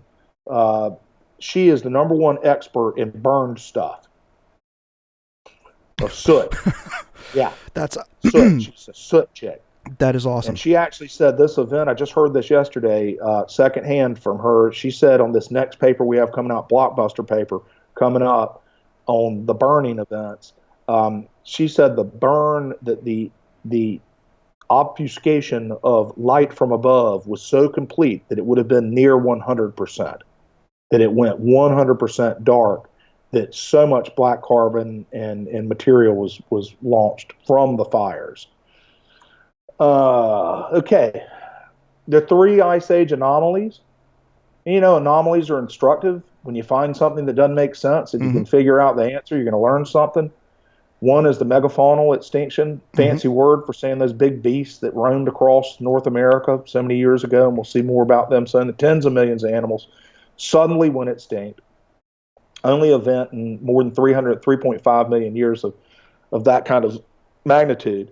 And it did not happen instantly. We often get criticized that this is, or people laugh and say, oh, yeah, it fried all the mammoths instantly. Yeah, it was a bad, bad day. But there's no question that there were a lot of survivors. It was just whether they could keep their, their ecosystem and, their lifeways humming after that. And a lot of them failed. So you got the megafauna extinctions unexplained. The return of the ice age during the Younger Dryas is unexplained. Why did it go from a warming period that was actually, I've heard, even though there was a giant ice sheet, slightly warmer than it is today, than even with a 2-mile tall ice sheet just north of Chicago, maybe over Chicago, drop 10C there suddenly. And the only such interglacial event there in 2 million years, a very sudden cold snap. And then the sudden major adaptation of the very first North American Paleo-Indian culture. Well, let's not say the very first, but the most accepted and widely regarded and studied culture, even though it's tremendously controversial, the Clovis culture. What happened to them? So you got three things that are unanswered, despite a tremendous amount of research time being put into each of them. All around 12,000 years ago. The question is that coincidental, or are those three things related? We propose that the answer to that is, yeah, they are related, and that was an ET impact. So why should you care? I think your audience knows pretty well. More will hit us in the future.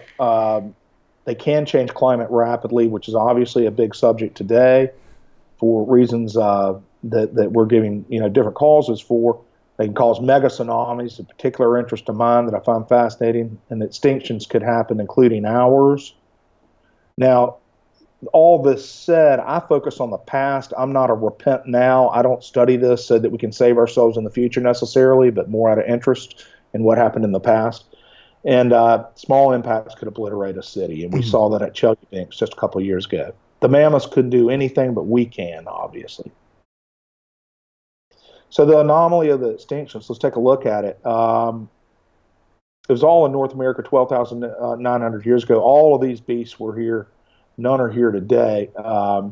It was unusual. Many have been around for millions of years. Obviously, it evolved and persisted despite a lot of different challenges, including the mastodon, your mammoth. I'm having trouble switching here. The American horse, that all went extinct, and we only got horses back when the Spanish brought them back. The camel, a lot of camel always found at these sites. Fascinating. I've got one of our work sites down in Texas, actually. They discovered a lot of camel there, actually on a place that we were involved with. So let's look. If you go back 35 million years, you got less than 4 species extinct, 29 million years. Negligible, 40,000, 70,000 years, kind of run-of-the-mill extinctions. Who knows what causes them? And then bang. 35 different genera, which include a lot of different species. Everything from glyptodons, giant armadillos, to, a giant sloth, things people didn't eat, but we'll get to that in a minute.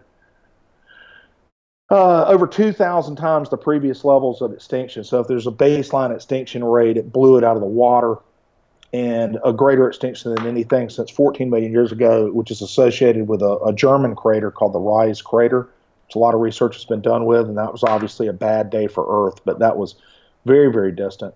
Something very unusual occurred to cause this. What do they think caused it? 2 leading hypotheses. And I know this is plowing ground you've been down, Chris, and probably a lot of your listeners, but we've got to provide the background for sure.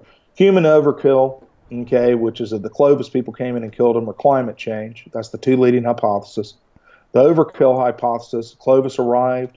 The animals had no fear. They either came, controversial, but came from the west over the Bering Land Bridge, or came by sea in the west, or possibly came by sea from the east. The 2 second hypothesis more controversial than the first. But one way or another, they got here. The animals had no fear, so they hunted them to extinction. Seems plausible. They did have a lethal technology that was, is not noted before in the archaeological record. They had the fluted Clovis point, beautiful, beautiful points. I hope to one day purchase one, but those things are expensive. Lethal enough to kill millions of animals. Yeah, they're lethal enough to kill an animal, but they're only 2,000 to 10,000 Clovis people. So how do so few kill so many? They kill mice, hyenas, cheetahs, lions, wolves, and vultures. Birds went extinct. Who hunted the last bird, with 10,000 people? Humans in Asia and Europe did not cause the same things. They have naive prey animals. Maybe true for North America, but let's look at Siberian extinctions. Even if the Clovis people had managed to hunt all these beasts down one by one, including things that you did not eat, like gigantic armadillos, okay, and vultures.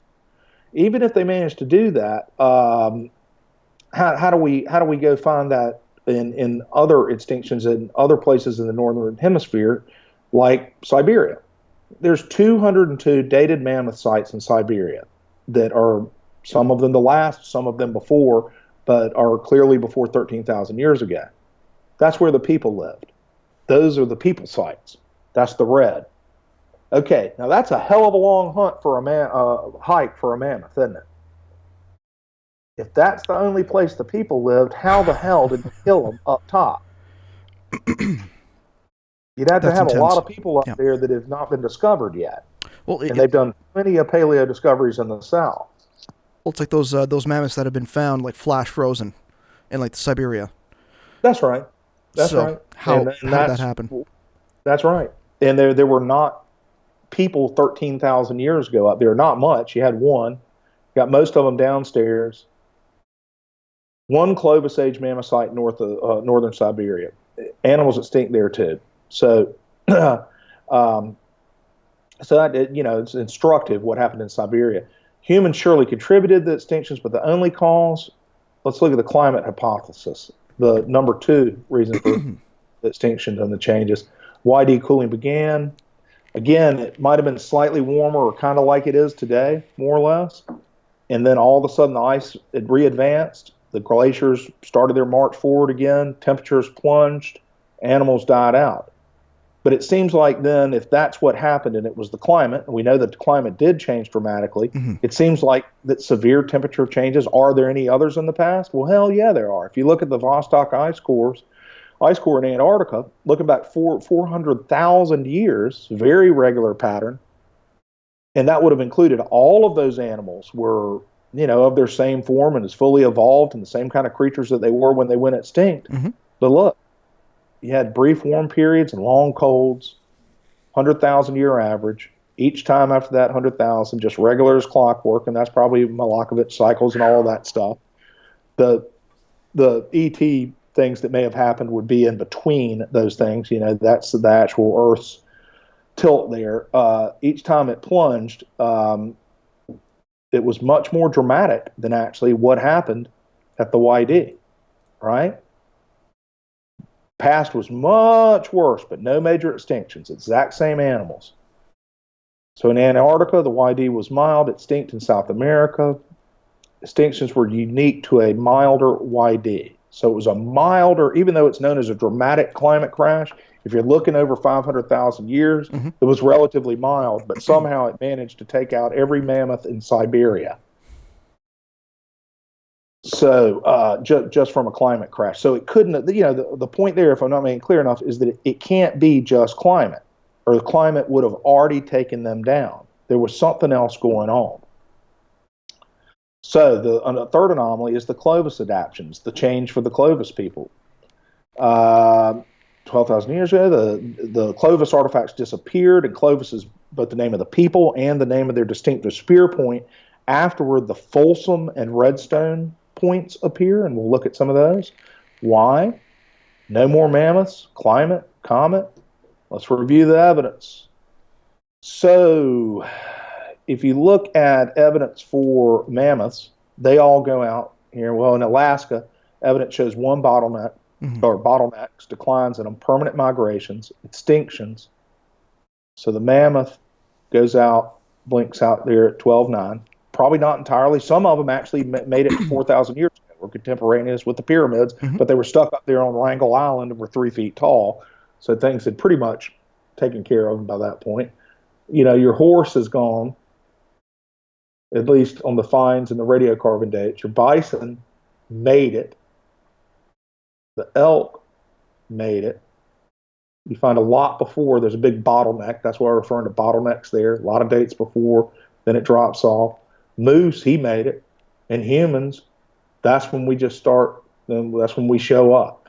So you can see how people would infer that humans did it to some degree, and they probably were involved, and that's where the YD event happened. And we do not rule out that the Clovis people were doing a lot of damage to the ecosystem at the time and could have taken them out after this for the survivors, or could have been very close to having them gone or whatnot, but that doesn't explain the vultures, the mice, and the birds to me. So there's evidence for animal extinctions and human declines at the YD event. Let's look at the points, the human declines. And this is fascinating to me. These are redstone points, the ones that come right after Clovis. Mm-hmm. And let's look at South Carolina. Okay, so that's all from Goodyear's work down there. And he's, the #1 paleo point guy in the Southeast, along with, some others, Randy Daniel up here at ECU, et cetera. And that's redstone. So that's where they're finding those. And that's, starting, I think, roughly 200 or 300 years after this event, so let's say 12,003, 12,004, 12,500 years ago, you might have found those in the archaic points. Mm-hmm. Go back to paleo.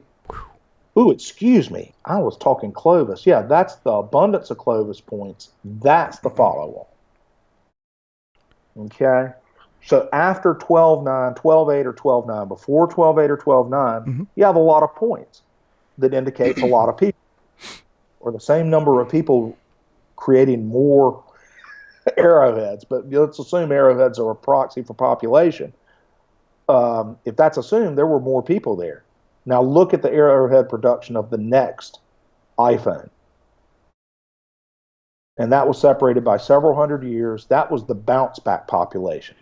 That was the leftover people and what they made. So they lost their technology, they lost their population, and they battled back. I find that a fascinating. We have a paper on that. It's 5 or 6 years old. I can see that there's a lot of overlay between the two in terms of the population. So, they're clustered around the same area. Yeah, Savannah River. Mm-hmm. Yeah, so they found the same places to be, habitable and enjoyable and livable. Actually, it's probably a pretty rough time, even 300 or 400 years later. Well, it would have been later than that. And I can't tell you, and I'm sorry, this is why being a generalist can be tough sometimes. I don't know whether redstones post-date the actual YD, which was 1,200 years long. So I don't know whether you start finding those during that kind of dark and cold time, or whether you just find them afterwards, but I'm happy to find out. But that is definitely, that point is points were much diminished over that transitional time. Points in population. So there you got just a visual representation of that. Remember, the graph is going the wrong way that you might think it does. The older times are the right, the younger times are the left. Yep. You got Clovis, and then Virginia, South Carolina, and North Carolina. So we just saw South Carolina on a point database, but all three of those states show a crash in points.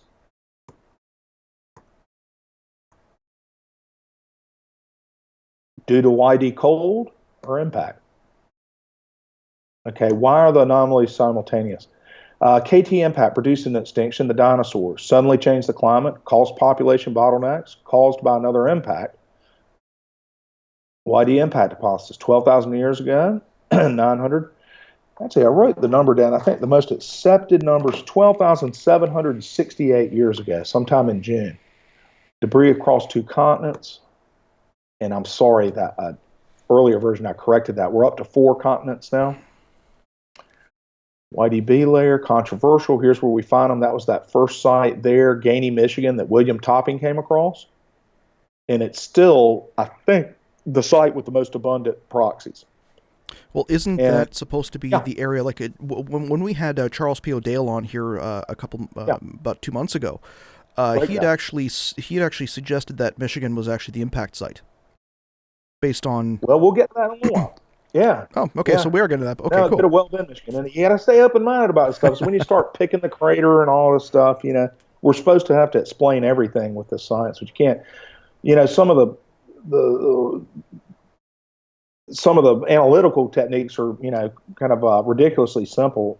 These powerful magnets that you can, they used to be really expensive, but neodymium magnets are now in a lot of different things. That's why you find more and more magnetic stuff out there to play with and fool around with, but they've gotten really cheap. So you can buy these things, you just pass them over the stratigraphy, and you can pull out these magnetic grains. Okay? So that's a pretty simple way to go see this stuff. And what you find is these spherules. Okay? And that's what Topping came across those early on, and they were confirmed later by more detailed analysis that there was something unusual going on. I think this is the clearest we've ever seen this. Yeah, 200 nanometers. So it's very, very, very small. Yeah, that's very, very, very, very small in respect to us. And that's actually, they get even smaller than that. We got some beautiful. Ooh, no, don't tell me I just crashed on a live podcast. Microsoft! Oh. Well, that happens. Trust me. Okay. Going through here again. So, yeah. Keep talking and let me find my spot. Let's see. Kyle is giving a shout out to says he enjoyed it, fellas. Early flight tomorrow, so he's off. Looks forward to catching the rest on demand. Kyle, thank you very much for joining us. And we actually have people in here from all across the U.S., and I even have guests as far away as Australia joining us tonight. Nice. Yeah. We're an international family. See, I've got this macro thing where I can't go into anything but show mode. Damn it. It's going to be tough. Sorry. This is not the way you want to do it.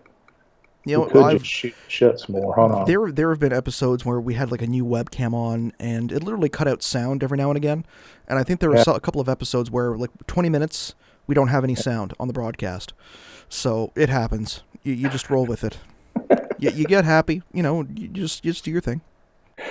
Well, I should be better with it, but I was told to put it, and I think I needed to put it in this show mode, and I can't break out of it as easily. Went through all this.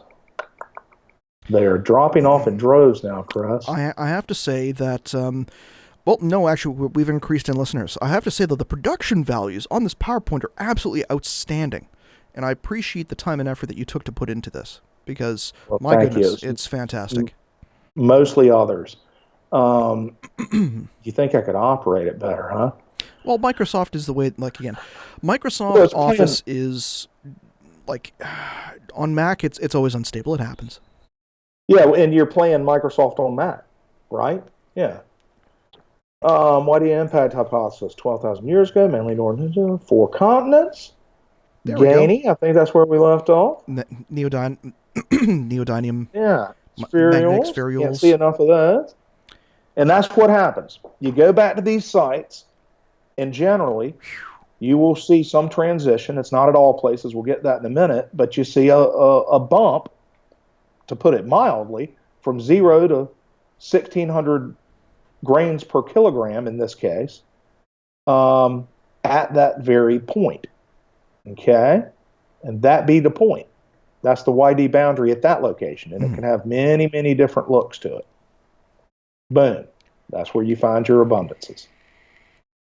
Carbon spherules. Those are the little vesicular stuff that they told us was nothing but bug poop or fungus. Okay? You had some of the best geochemists in the world looking at it, but we must have just misinterpreted it.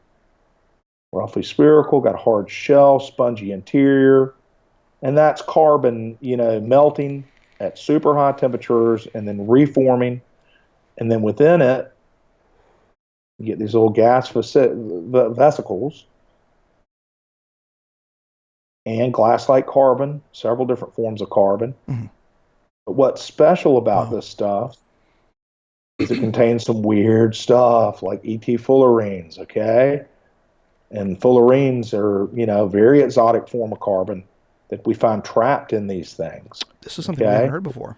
Yeah, rare on Earth, common in meteorites. And that was all, it's very, very controversial, and that was contributed by Lou Ann Becker. who's worth looking up, who's both controversial but also got her own damn lab, I think at Johns Hopkins.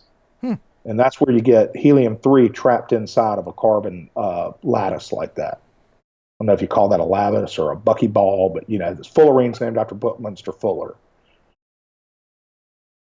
who once thought that our homes would all be under a half of one of those, right? Okay, Murray Springs, Clovis site, the black mat, get to the fun stuff, the carbon-rich layer. Now, the funny thing is, you take these things, individually, you'd say, well, isn't it interesting, that we've got a black mat right at an interesting time where we find the Clovis artifacts, the mammoth skeletons, only below and not above, and then directly above where they're last found, but below the black mat. And oftentimes this is misunderstood, justifiably so. You can't get all the nuance to this stuff. But the black mat is not from space. The black mat is the wetland of the dry, cold environment that persisted in that 1,000 years. Right? Now, and I double checked on this. When you go and find the black mat in Europe, it actually is burned stuff. But the stuff in America, and a lot of people say, oh, it's just wetlands, and and the critics will say, and there was a whole paper on it by this guy Pagatti and whatnot. Yeah, we understand it's a wetland, but we're not testing the black mat. You're testing just below it. And you find these what we call proxies. You're not going to find a sign that says comet hit here or, bad day in North America. You're going to have to, interpolate from various materials that something happened. And you do not find below or above that layer magnetic spherules, magnetic grains, iridium, platinum particularly now should have replaced that. There is an iridium signal at some of these sites, but now it's been completely eclipsed by the platinum signal that Chris Moore, and we'll talk about him in a little while, has been finding. And look at Murray Springs. Here they are digging the black mat back in the day. It's probably 40, 50 years ago even, maybe not quite that long. But see the skeleton in there, Eloise the mammoth, actually stained by the black mat. Oh. So she was one of the last girls with a tusk in that area. Markers on bones below the mat. And Haynes finds spherules too. And he's the most respected paleo archaeologist in the U.S., getting on in years. No extinct bones are in the mat or above the mat. So it's all below. They always knew that. They never looked at the mat, and that's okay. Science has certain jumps ahead occasionally. But you kind of, looking back at it, you guys say, God, guys, didn't you ever think when the whole study of the comet dinosaur connection that was all based off of a distinct transition and a narrow layer and a change, and the petrology in that case, the actual stone, this stuff in stone yet. This is soil. It's not been long enough to turn into rock. But wouldn't you have thought that somebody had said, and they probably did, isn't that black mat kind of like the one that killed the dinosaurs? So then you look at Haynes again, and this is Vance Haynes, and he's the premier archaeologist of this period. And probably could have become a supporter, but I think he got pulled back, and he had some favorable things say early on. So he went out after we came out with our study, and basically what he said is, they got a point. I don't know whether they're right, but no one's done, I'm paraphrasing here, I have not done a full review of where I find the black mat, personally, and my colleagues over the years at paleo sites in North America. So he came out with a great paper that I've gotten the links at the end of the thing that you can share too. And out of 97 Clovis age sites that we were aware of in science, 70 of them had black mats. And no one had ever published that before. Isn't that weird? Now notice one of the best ones down there in the bottom of South Carolina, and we can add some now too. This was within the Haynes paper, but doesn't have a black mat, but we find the material. Okay, so you don't have to have the black mat. That just means there wasn't the wetland there.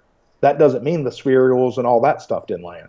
And I should say for people too, the spherules is the vaporization of the impact material itself or that substrate that it slapped into. So it's a mix. The platinum comes from space, but it might be tied up with some iron that actually came, the iron can obviously come from space as well, but it might just be iron in Quebec that was trained in the ice sheet, within rocks, et cetera, and so forth. So it's a mixture of all that stuff. It's the vaporization, the cloud that came with that intense high energy event. It spans the whole U.S., goes all the way through the mid-continent, left to right. And here's some pictures of the black mat. I love this stuff. I think I'd love to see another paper done that just goes through, and I can't get enough of these pictures. Shows what a geek I am. There's Colorado, Lubbock Lake, Texas, Hell's Gap, boom, boom, boom, boom, boom. And those are all well-established, well-dated, well-understood archaeological and paleontological sites where the bones and the human stuff, the Clovis stuff, is found only below, never within, and never above. If somebody pops up with a Clovis age mammoth tusk above it, we'll have to eat our hat. Boom, boom, boom. So essentially, what I've always been told is that the black mat is based on burn.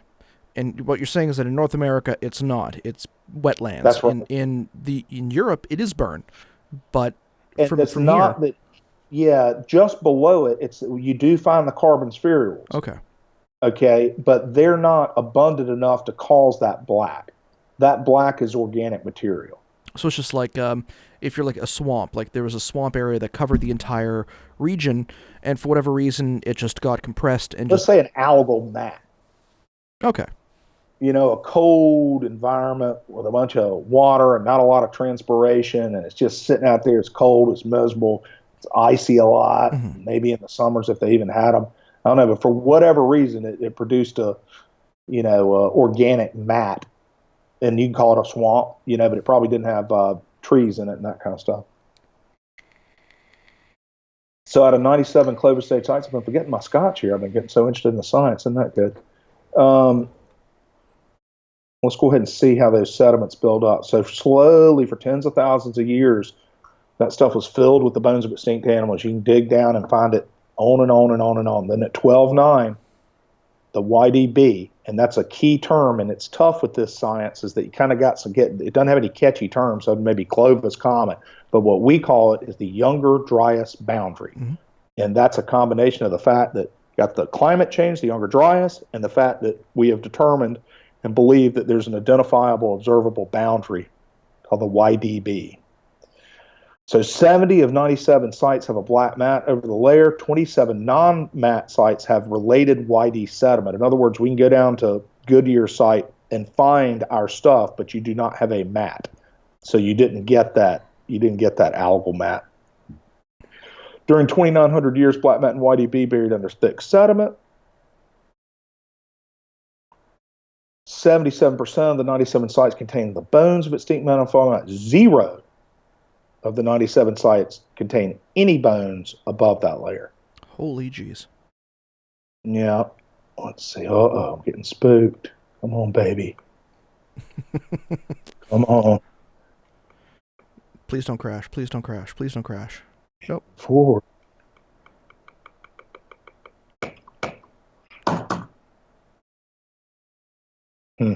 Hold on.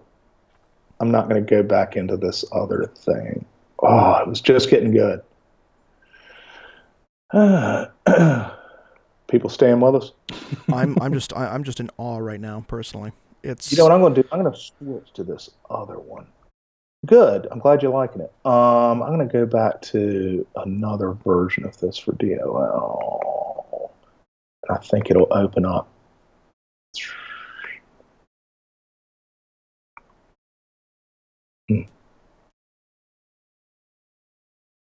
Just sorry to share my innermost computer secrets with everyone.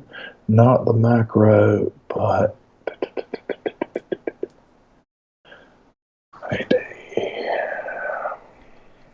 I just don't want y'all to endure me clicking through it again.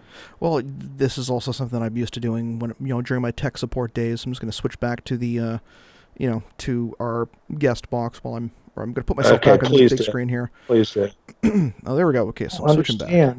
Yeah, I can get it open there, but I cannot minimize it to flip through carefully because I put it in this macro mode. Oh, how? Okay, there we go. Oh, hallelujah. I know what I did. Okay, yeah. Boy, there's just nothing worse, but it's an informal podcast, right? Yeah, we're Uh, pretty we're pretty relaxed and laid back here. We get okay. things going. How are we doing for time? Let's see. We're hitting about the 2 hour mark right now. So I say we Are have we? about maximum about an hour left. Um, Okay, I've got down the black mat stuff for you. Let me jump ahead a little bit, okay? okay. Um,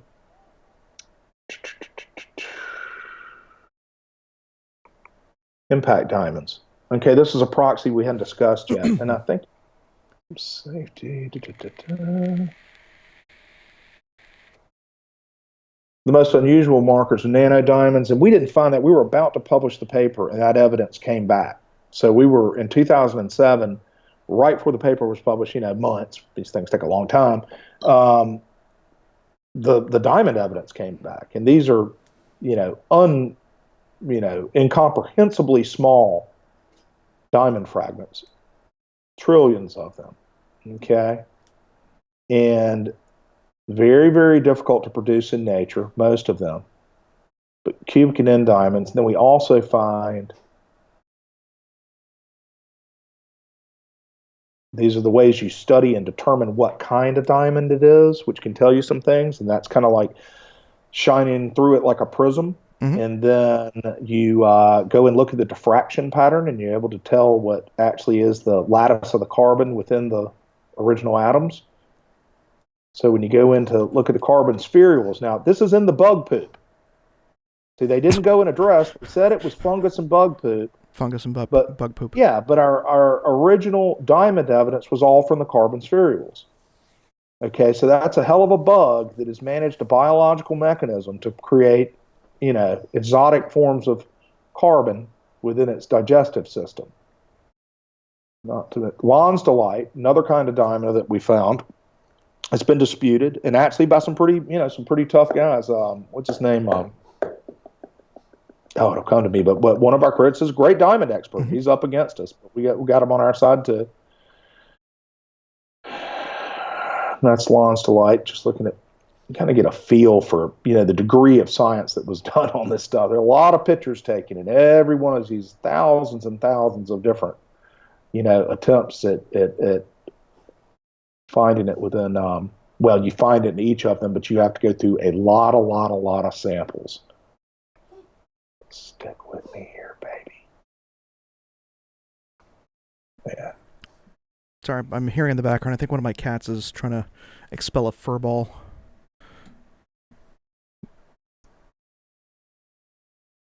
Wow.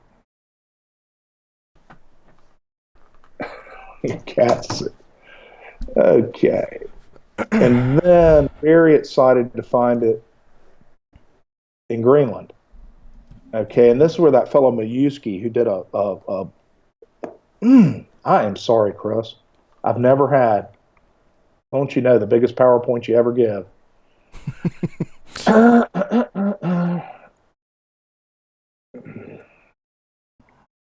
least it's 2 hours in, and those people that stuck with us. I don't know why I cannot minimize it. Okay, well, if you hit escape, I know, actually... I am hitting escape. I actually Okay. know enough to know that. But what happened was, at the recommendation of someone earlier today, I put it in this show macro. Mm-hmm. I think it was still crashing. That's why I did that. So Well, I'm just give me a moment here. sure. I think I've got your... I think I've got... Yeah, you've got my... Okay, because if you sent it, I could probably just run it on my end and just share my screen with you. And at that point, then I can, just do the fun stuff. And No. So right now, what I'm doing is I'm opening up. It's good PowerPoint though, if you could play it, huh? Well, let's see here. Okay, so I got your. Okay, you sent me that today, and you sent me that. So I'm going to go into Dropbox. I can move on to the bays if you like, but there's some good stuff there at the end I'd like to discuss of the recent science. Will I be able to see your screen? You will be able to once I can actually get this going. I'm just trying to... adding to my Dropbox now, and it's just... chugging over the wonders of technology. Okay, view. And which one did you want me to open? Yeah, this is macro YD for DOL. Macro YD for DOL.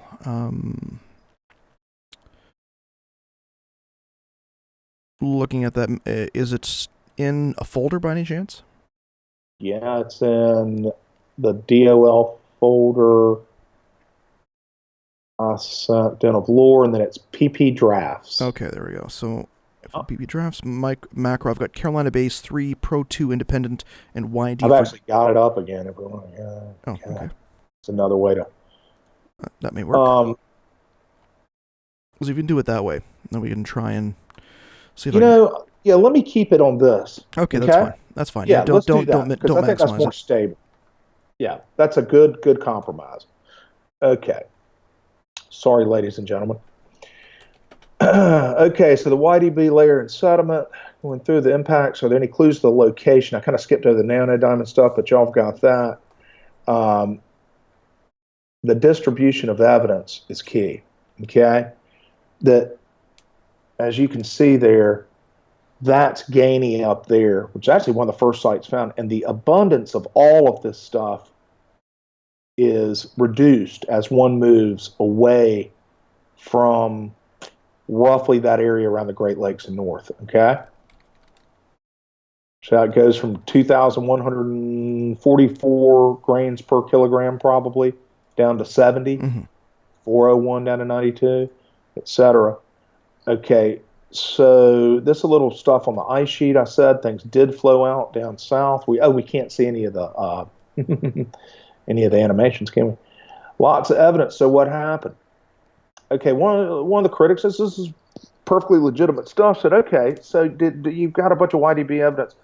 Might it be due to the normal rain of meteoritic debris, which is falling down on us at all times? You do have microspherules, iridium, diamonds, all of that stuff in some degree is coming in at all the time. But if you go and look at the math and say, let's go ahead and take a glacial ice core and say the average abundance in it in the non-YDB layer, if taken out and put on a square meter of, I don't know, how thick that was to be, but you might find one. So you can't play this stuff, huh? Well, that's fine. The animations. Yeah, but when you get to it, you get a whole bunch of it, right? So if you get to the summary, it occurred about 12,000 years ago. Thousands of airbursts over the northern hemisphere, probably with some particularly large ones as well, that which might have kicked out the Carolina Bay material. YDB impact on at least 4 continents. Got to update that. Square kilometers, cubic kilometers of Laurentide meltwater went shooting out those northern pathways. It halted the North Atlantic Ocean circulation, and particularly for people who aren't familiar with this subject, might be most of them listening, that the key here is that it has long been accepted in Al Gore's movie in 2007, it probably references in the recent sequel, speaks of the well-established science, well accepted, that the YD event happened, not necessarily the impact, but there was a tremendous cooling, and that cooling occurred because there was a huge pulse of fresh water from Canada into the northern Atlantic Ocean, and that shut down the Gulf Stream. So you stopped that conveyor of warm water to the north. Okay, and we believe that initiated the Younger Dryas cooling, triggered a major adaptation. With overkill and impact-induced climate caused the megafauna. But what was an actual impact? There's the KT dinosaur killer. Okay, and look at it, superimposed in Florida is pretty impressive. That's an 8 to 10 kilometer wide. That's a big boy, and that's what I'm saying. You would see the evidence from that first. That makes sense. That was such a horrendous, dramatic, distinct, single big bang into the earth. And then you have lesser events that we're aware of too. This is in 1908 in Siberia, where 1,000 square miles of trees, I think it's 80 million trees, were knocked to the ground and incinerated in an instant from what is now suspected to be a part of the Taurid meteor shower, which we think was responsible for this impact as well. So the impact, or what cosmic evidence could have produced the evidence? There are no visible craters, no melted impact rocks, debris across 4 continents. It's unclear, but there's a good possibility it's a heavily fragmented comet hit the ice sheet. So you wouldn't find some of the more dramatic large-scale evidence that you find in the KT impact. Now, of this type comet, the best known, probably not completely typical, is Shoemaker-Levy, and I think we remember that from 94, 96. And that was where the impossible happened. These things that were supposed to only happen on scales of time where you would not expect to see them, we actually saw another planet impacted dramatically with explosions as large as the Earth itself, and watched it live happen to Jupiter over a period of several days. Here's another comet of a similar type. Look at that thing. People think of comets as, being a big ball out there, the dirty snowball, and then it disappears into the sun or shoots off, back into the outer orbit. But no, actually what they do, many of them, is disintegrate as they come in. And that's, you can see all those pieces. Imagine that intersecting with Earth. Mm-hmm. Here's another one.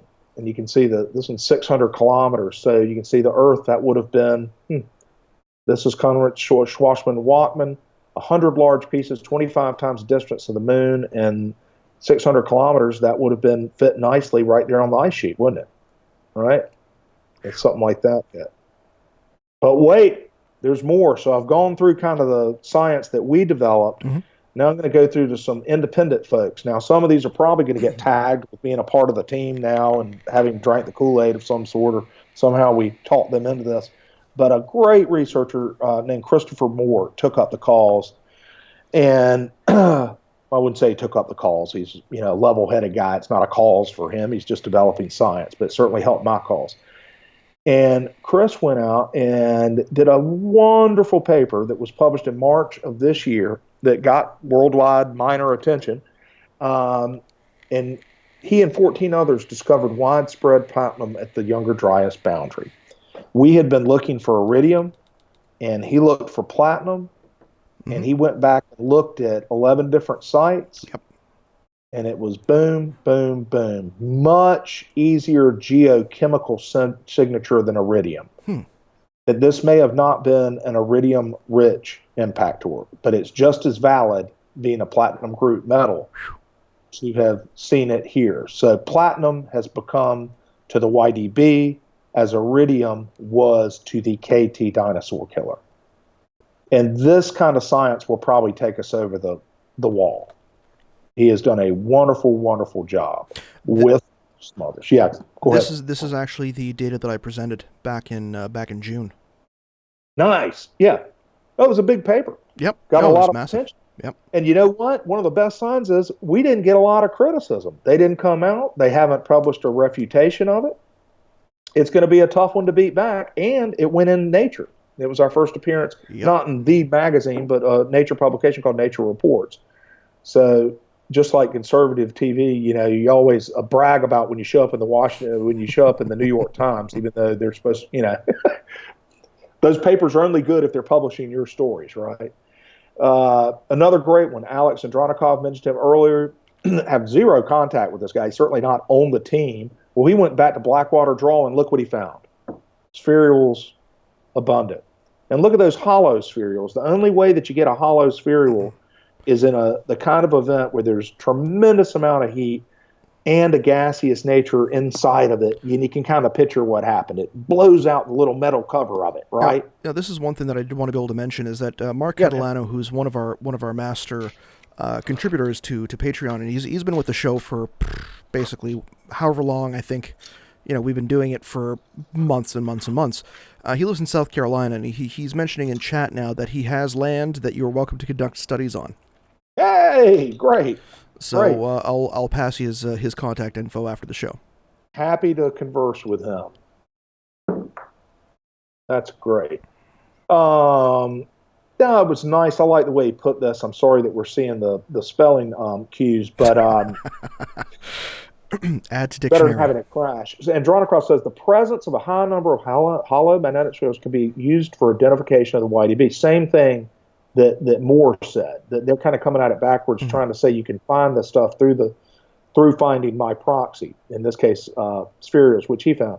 Although I love how he says some scientists failed to find any microspherules at all. That's one of our chief critics, Sorreville. Others reported strongly elevated concentrations. So then he had it a he said, she said. Our observations confirm those made by Firestone and LeComte, in spite of, I love how he says again, the failure to find any microspherules by Sorreville, reported blah, blah, blah, such a distribution. Now, what happened with Sorreville, and I saw it in Wyoming when we went to this conference and said it'll be our last conference. He was criticizing. He said he had just done a study that he published. It wasn't published at the time. He said, I didn't find anything. Malcolm LeComte, or one of those guys, questioned him. It turned out he didn't size sort the micromaterials, that he was looking for tennis balls in very few tennis balls in a bucket of beach balls. Know what I'm saying? Mm-hmm.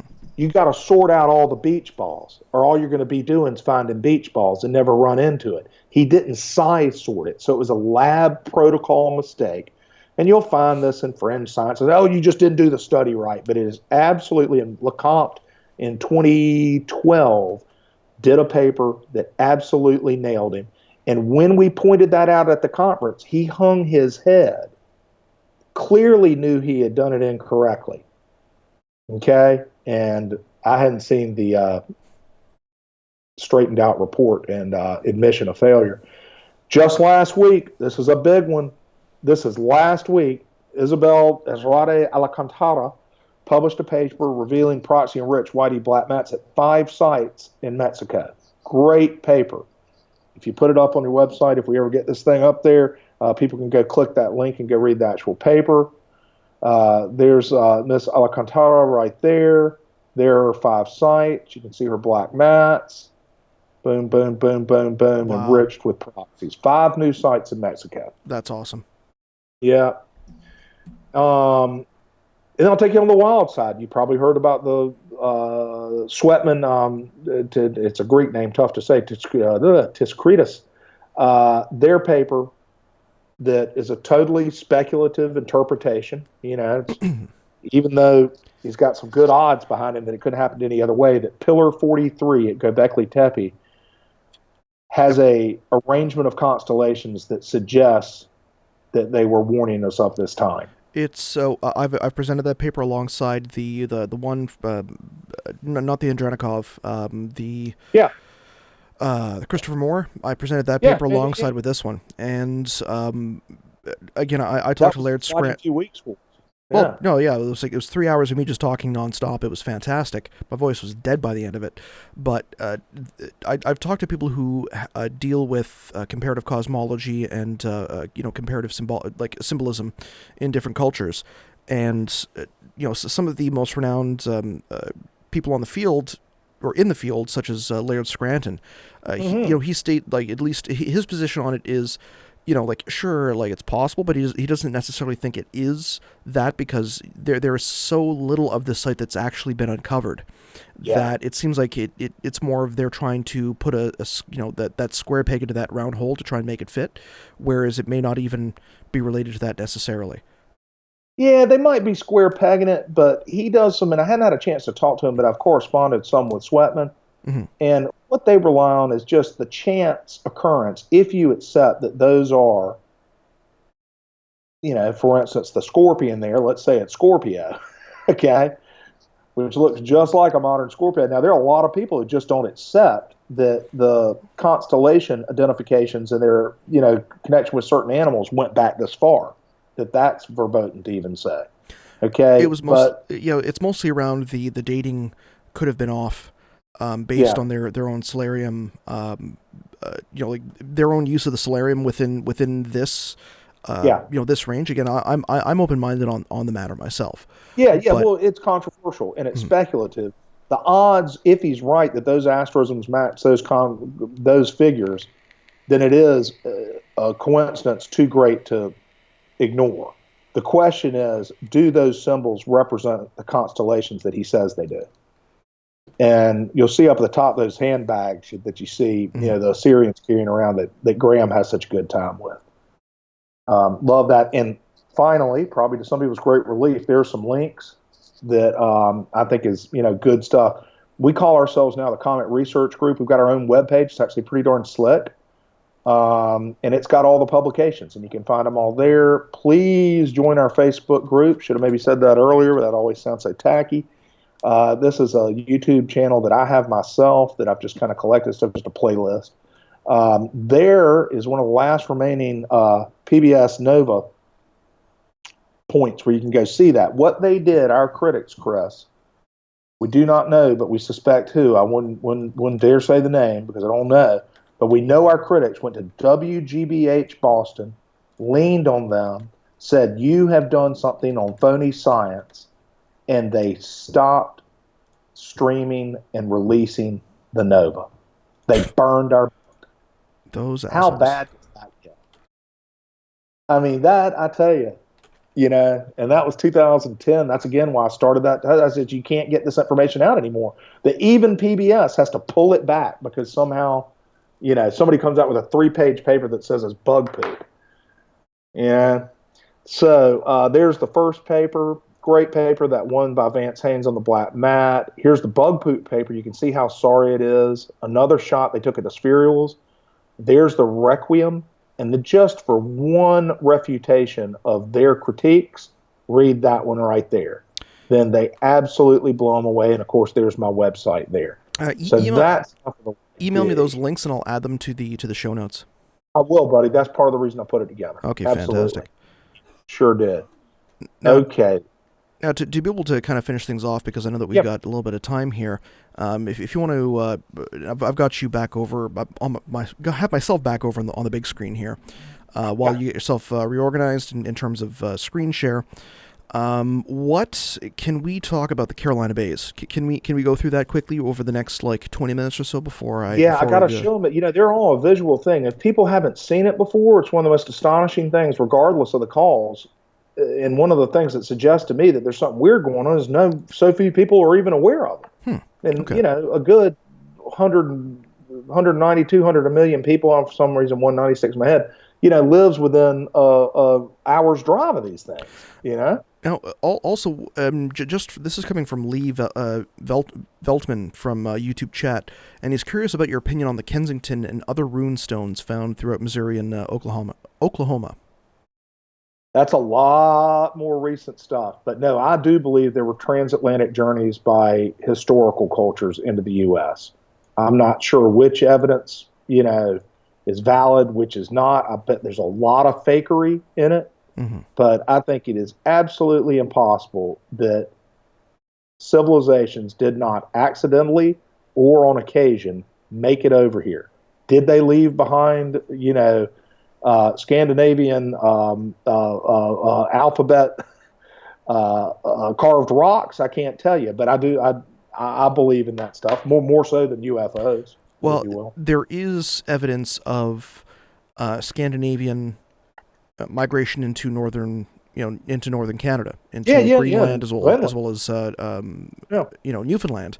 So how they couldn't have gone down the coast is beyond me. That's right. But particularly over, many, many years being seafaring people like that. Yeah.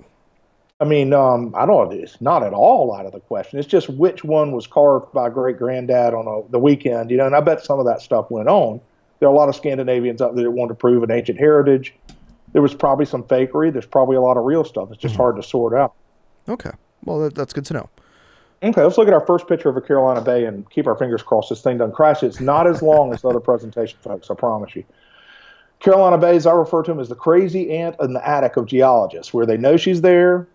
They've got to accept that. They cannot kill her, but they're embarrassed of her, and they do not want to speak of her. Okay?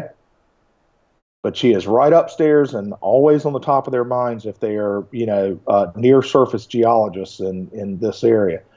A lot of people say there are 500,000. It's more like about 50,000.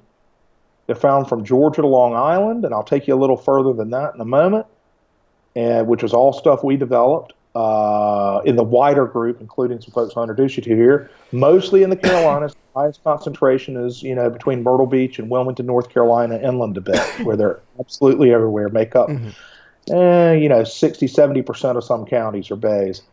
Most are drier drained. People don't understand that. They think them a lot of times as the lakes because those are the very visible ones. But as you come to know them through LIDAR, it turns out that most of them are wet. This was the picture that kicked off the debate. Okay? And that was in 1930 during some of the first aerial surveys of in the U.S., and they're probably doing it nationwide, but it was the first time they had pieced together top-down aerial photographs in South Carolina. Holy shit. And literally, the story goes, they brought them back, got them developed, laid them out on the table, and people went, oh my God. Because a Carolina bay cannot be readily identified from the ground if you don't know what you're looking for. So back in the day, before you could see top down, if you're Ant-Man, like we all are, walking on a 2D surface, these are very subtle changes. You will see the white sand of the rim, and then you will see a swamp. You may, on the wetter ones, do you have you may even walk around the rim and notice that it's circular. Sorry for the interruption. Do you have do you have coordinates for this? That's in Myrtle Beach. Myrtle Beach. Okay. Yeah, Myrtle Beach. A lot of Canadians up down there. My father-in-law goes to play golf. You drive in on. It's called the Carolina Bays Parkway. Wow. Brand new down there. So that was the image that kicked off the debate. Okay, let me have a little fun here. I took this picture. So you don't see them right away, but when somebody circles them, you can see they're everywhere. All over the landscape. Is that sound coming through? That sounds pretty well. Oh, it's coming through. Well, I've got my fan on here, but yeah, that is intense. Wow. Isn't that cool? Like a little short history of Bay scholarship. You got 4 different kinds of, wind and water. Mm-hmm. Combine those, ET, and kind of colorful explanations. You got a lot of researchers. What happened was when they first came back with this picture, like I said, when I was telling the story, about my old senator boss, right? Mm-hmm. It captured the nation's attention. And one of my goals is to live long enough to see it again capture the nation's attention because it's just as interesting as it was in the 1930s. But everybody's forgotten about it. And people rushed into the field back then, particularly Melton and Shriver, these guys from University of Oklahoma, and they believed it was from space. Well, and that was extremely controversial then. Well, this is one of the things that always surprises me about this is that people will focus on the scab, Carlson, he'll focus on the scablands, and more like the Mississippi, and those large tributaries that brought all this water down from northern, from Canada. Yeah, the Columbia scablands. Yeah, and they don't look at the Carolina Bays as possibly being part of that, or if they do, it's not mentioned as often. That's right. And what it is, and that's okay. It's all getting out there, and it can't all go at once. That's Randall's baby up there. He is in Georgia, so I'm kind of surprised he doesn't do a little bit more for the Bays. But you got to handle what you handle. And he took Graham out there, and that's fascinating. It's well published, and it's well accepted that it was a tremendous cataclysm. Now they've broken it down into a number of floods, and I can dispute that to some degree, and some do. But that's Randall's gig, and that's a fine gig, and he does a great job with it. Everybody should probably understand that story even before they understand the Bays, But the Bays, people just need to, even if you don't understand them, need to be aware of them. Now, so you had a T, when I say T and ET, that's terrestrial formation or extraterrestrial formation, right? And it was a back and forth publishing war, the likes of which few subjects saw during that time. I mean, it was down and dirty, but very respectful and very gentlemanly. I shouldn't say down and dirty, but it was heated, okay? Between these guys who said it was created by something from above, and other people said it was created over long periods of time by wind and waves and water. There's no one that's made from wind and waves and water. I know. It just intuitively, doesn't it scream that? But, and one of my favorite, the biggest proponent of the ET theory, who worked on it from 34 to 49 and died with his pen in his hand, and his secretary published the manuscript he was working on and had just finished posthumously with a beautiful note. that said that this was the last thing Dr. Prouty was working on, and he was chair of the Department of Geology at the University of North Carolina that dates back to the 1800s. It's a fine, fine department. He was chair of it and swore literally, till his dying day, that these things came from above and happened all at the same time. If you go over to Carolina now, Chris, and go to the geology department, if you can get past the giggles, you can find one or two people who think something's up on these things, but they wouldn't say it. It's a career killer. You cannot discuss the ET theory any longer. But the chairman of their department was an advocate to the day he died. Now, the one that supposedly put it to bed was a study by this guy, Kak-Zarowski, who then worked for International Paper for many years. I've had some exchanges with him. He's still around. He took a fan and blew some water pooled in some sand and blew a fan on it, and it made a roughly bay-like shape. And that was it. Okay? Yep. And at that time, NASA was not interested, and I can get into the woo-woos, not woo-woo, and I don't mean to be conspiratorial, but there's something to it, that in the 70s, man, we had bigger fish to fry, and his study was NASA-funded. I always thought it was interesting. And it just was not in the national security interest of the U.S. to be doing deep studies on things that didn't involve Russians launching missiles at us that made us all dead. You know what I mean? Mm-hmm. And I'm not saying that it's deliberate and calculated, but just the theme of NASA and all of that was to suppress this stuff. And that has haunted all of this research, including just impact frequency research, for years, because NASA, it is the reflection of climate scientists. When you're a NASA impact frequency scientist, you are being paid, and your theme and your meme is to go out and say, one, this is very interesting, I need more money, we need to study it, it's somewhat dangerous over huge, long periods of time. It's an awkward position, because they have to both say, I need enough money to study it, but it's not a problem, don't worry about it. Which is the position of NASA. Now, there's a whole other group, I'm getting into the impact frequency, but don't have time to do. But then a great little enlightened group, Eaton Parkhurst, published one in 77. I should have had that, 78 or so, where they brought it back a little bit and bangs around, with different researchers. You have to explain, and this, I'm not going to bore people with reading all these, but you have to explain each of these weird things before you can say that you got it. And nobody has yet. And again, we don't have time to go through them, but each of these features of bays, some can be explained with one theory, others can be explained with the other, but to date, I would say Zamora, who we'll get to in a minute, kind of got it, but it's hard to explain them all. So this is a true, and even the terrestrial guys will say, I don't know exactly, I can't explain everything. I don't think they were from space. I think you're crazy as hell, but they are a mystery and we can't explain it all. All of them will say that. So it's a great subject. You should see it more on Science TV. I don't know why it doesn't have a bigger, a bigger presence in the mind of America, because they're everywhere. Okay, here's just a list of the various theories going back to first guy that ever noted them, just said they were springs. In 1848, then sandbar dashes, drowned ice, depressions, dammed by giant whales, craters from a meteor swarm. First time that came up in 33. Then it was back and forth, all sorts of great stuff, including weird stuff like giant fish wagging their tails in unison and creating these things. That's an actual paper. Fish nests made by giant schools of fish, when this was obviously post-dated the marine nature of our coastal plain, which you have to go way, way back to find. I wish you could see the look on my face right now, and just the silliness of that. Yeah, it's a groaner. It's a groaner. Okay, so you've got a long history of various explanations. The prevailing theory is that you got wind, going over a pool of water out there, and we need to see some more pictures of them. The bay dates, very inconclusive in my humble opinion. That's what they're going on now. The terrestrial guys today say they're generations of bay formation that were tens of thousands of years apart. It is hard to believe, given the thing that every one of them, you should be able to say, boy, here's some old ones.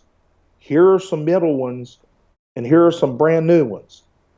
And the old ones are hard to see and blah, blah, blah, but it doesn't work like that. They all look pretty much the same. Now, they might be plowed under and harder to detect, but they're not generations of them like they claim, at least to my eye. And a lot of the dates do support 12/9, but you get in the whole thing of when they test them that things were mixed up. If there was a cataclysm, you would have had much older material kicked up, right?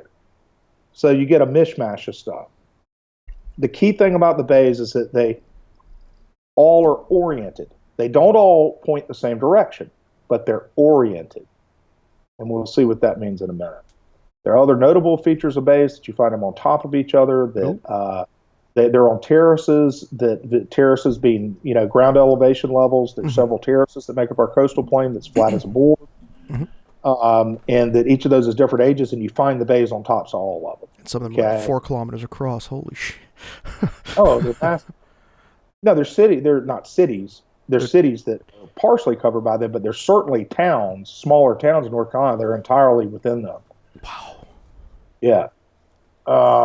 That's from Maryland to Georgia. They all align with the Great Lakes. That's an older depiction there. I'll show you some better stuff in a minute. But notice, the farther north you go, the more westerly they point. The farther south you go, the more northerly they point. They don't all point the same direction, but they point to the same spots.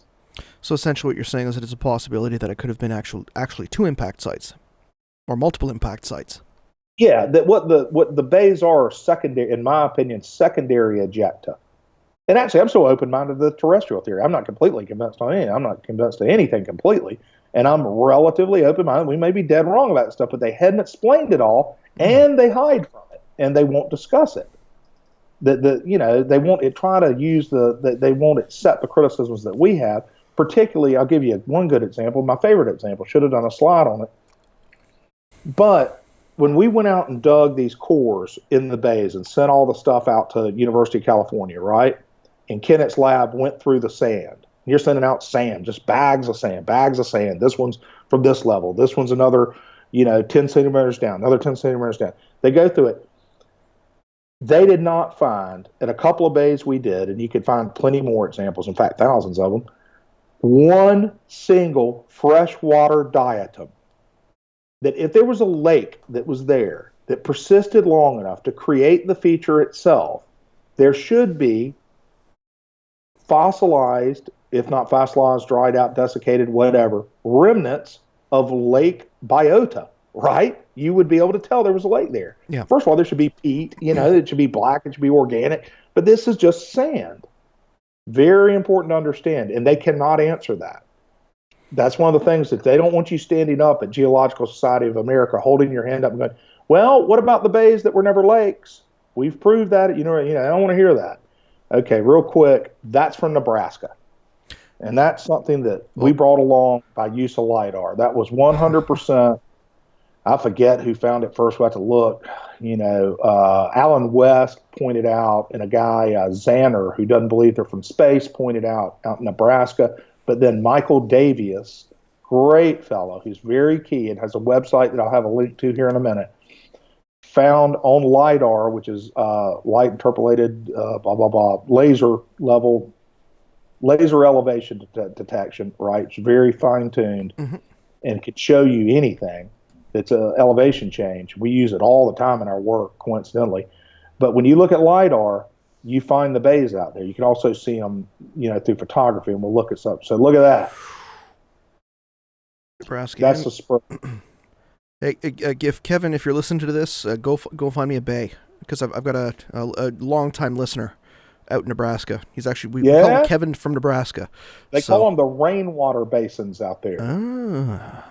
Yeah, they didn't call them Carolina bays. They had their own Nebraska. In fact, they call it the Nebraska rainwater basins. And no one had ever put that together till modern times. So if you take all those older studies and all the back and forth, and even the people who said, hey, they all point, there was a whole nother population of them out west that was pointing the same damn direction. Jeez. Look, there you go. There they are at the top in the east. Those are North Carolina. So they got about the North Carolina point, which is, whatever that is, 180 degrees. would that be? I don't know, 300 degrees. And then out in Nebraska, where they're pointing back the other direction. Isn't that wild? I mean, those two phenomena have to be related. And if they're related, that was a hell of a wind that happened to so carefully. And remember, these guys say they're separated, the Bay Formation episodes, by thousands of years, tens of thousands of years, into 4 or 5 episodes, right? Why would that wind reoccur and manage to align itself in such a manner to create other bays thousands of years later that continue to orient themselves the same way? Well, I know that answer, but I'm going to let you answer that question. Because that's bullshit. Yeah, it's just bullshit. No way. There's another. Now, the Davies crowd is pretty keen on Saginaw Bay. Go look at the thumb there of Michigan. Okay? Mm-hmm. I can't go through the geology. Certainly disputed. No one's properly studied it. But if you follow the arc back and actually take in the Coriolis effect, I think you call it, Mm-hmm. where you got to take into account that during the hour that stuff was up, you know, the half hour, whatever it is, the Earth actually turned. Mm-hmm. It's very complicated orbital dynamics that these guys have worked out that traces it all back to Saginaw Bay, which is a hole, you know, in the Michigan thumb there. Yep, we've looked at that. Mm-hmm. That's why. So bays in the YG events. Bays theorized to be the result of an impact airburst over Canada, Firestone topping fine physical evidence, but made without the knowledge of the Bay event. So they long theorized to be over Canada or thereabouts. And then in 99, without any knowledge of the bays, these guys say something blew up over Canada. And then those two came together. And then the orientation is towards that same place that we find the YD evidence. And that's disputed now. It used to be that you found a mostly 12-9. These guys have done a lot of other dating now where they're finding older dates, but I would say that's mixed material. So that's me during my heaviest period ever, I promise, out in Carolina Bay. And we studied 15 of them. And in each one, we found carbon spherules, microspherules, magnetic grains, fullerenes, glassite carbon, and nanodiamonds. Holy shit. Right? And when you go through the rim, when you get back down into the below bay material, all that stuff disappears. Right? Boom, boom, boom. There's the poster I gave at AGU down in Acapulco in 2007. Mm-hmm. Very excited citizen scientist to go to the AGU World Congress down there and present a poster. It was great, great fun. And you can see that's a bay. Buddy named it Howard Bay, the researchers, and it's never been a lake. That's the key thing. There is not one sign that has ever been a lake. When you go below the bay rim and below the bay material, you find nothing in the basin. You find no ET materials below that. Michael Davies and these guys are absolutely critical now. Again, I'll give you their website in a moment. It's called centos.org. And if you're interested in bays and got a hunger to learn more about them right now after hearing some of this stuff, being introduced to them, they can feed you all day long. They got more stuff in there. They have done a great job. And as you can see, they're getting it in conferences. They are regular presenters of this material, wild as it is at conferences. They have made it back into the GSA, Geological Society of America. Hopefully we'll make it to AGU in San Francisco this December. And they went and classified them each as different archetypes, as they call them. They discovered that up north, they're shaped as bells, blah, blah, blah. Depending on where they are, there are about 5 or 6 different types. And I couldn't find the perfect slide to show each type, but they've got all that on their website. And if you take the one type called the bell shape that you find up in Delaware and Maryland and whatnot, you can see where all the dots are, right? And you go track back where it came from based on the ballistic trajectory target analysis, right? Look at how it follows Lake Michigan. And I had to call, I'd seen this a few months ago, and it's been out there a while, but it just blew my mind too much. I had to call Tim Harris, who's worked all this stuff out, and he's a polymath up in Brooklyn, who's a math genius, okay, and ballistics guy. And he is absolutely obsessed with it. And him and Davis have made big buddies. And they have done the math on this stuff, right? And not only do they say that it created the bays, but they say that it created the Australasian tektites that you find in the South China Sea and Australia and Southeast Asia, which has long been a tremendous mystery because you find these tektites, which are terrestrial material that has gone into space, and this is all well accepted, and then landed again. Mm-hmm. They used to think it was from the moon. The impact hit the moon, splattered stuff here. That was early 20th century, trying to explain these things. Now it's well accepted. You can see the bay types actually in the middle of that, Bell, Shore, Oval, Carolina, whatnot. But they believe that at the zipper of right where it hit, that when you release the pressure of the ice sheet and the ice sheet was blown apart, that the underlying material exploded further than the sand did, that the bays are actually sand ejected from the impact, but the most intense point of impact actually launched that stuff into orbit where it landed on the other side of the planet. And you look at the detail of this stuff. I mean, you can't put that in a damn PowerPoint slide, right?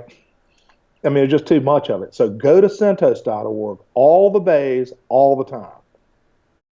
And that's AGU fall meeting. So they're getting it, they are getting it in at least posters, which should be at some point, people have got to go and refute them. And they aren't being adequately refuted. They're being ignored, but at least they're getting presented. And that's wild stuff, man. Launched it all into space, and it comes down in those weird, weird shapes that show that it was in zero gravity at some point. Okay, this is the most recent guy, and I think he came up with something new. He added something to this debate that goes back to 33, and that's my new buddy Antonio Zamora. Mm-hmm.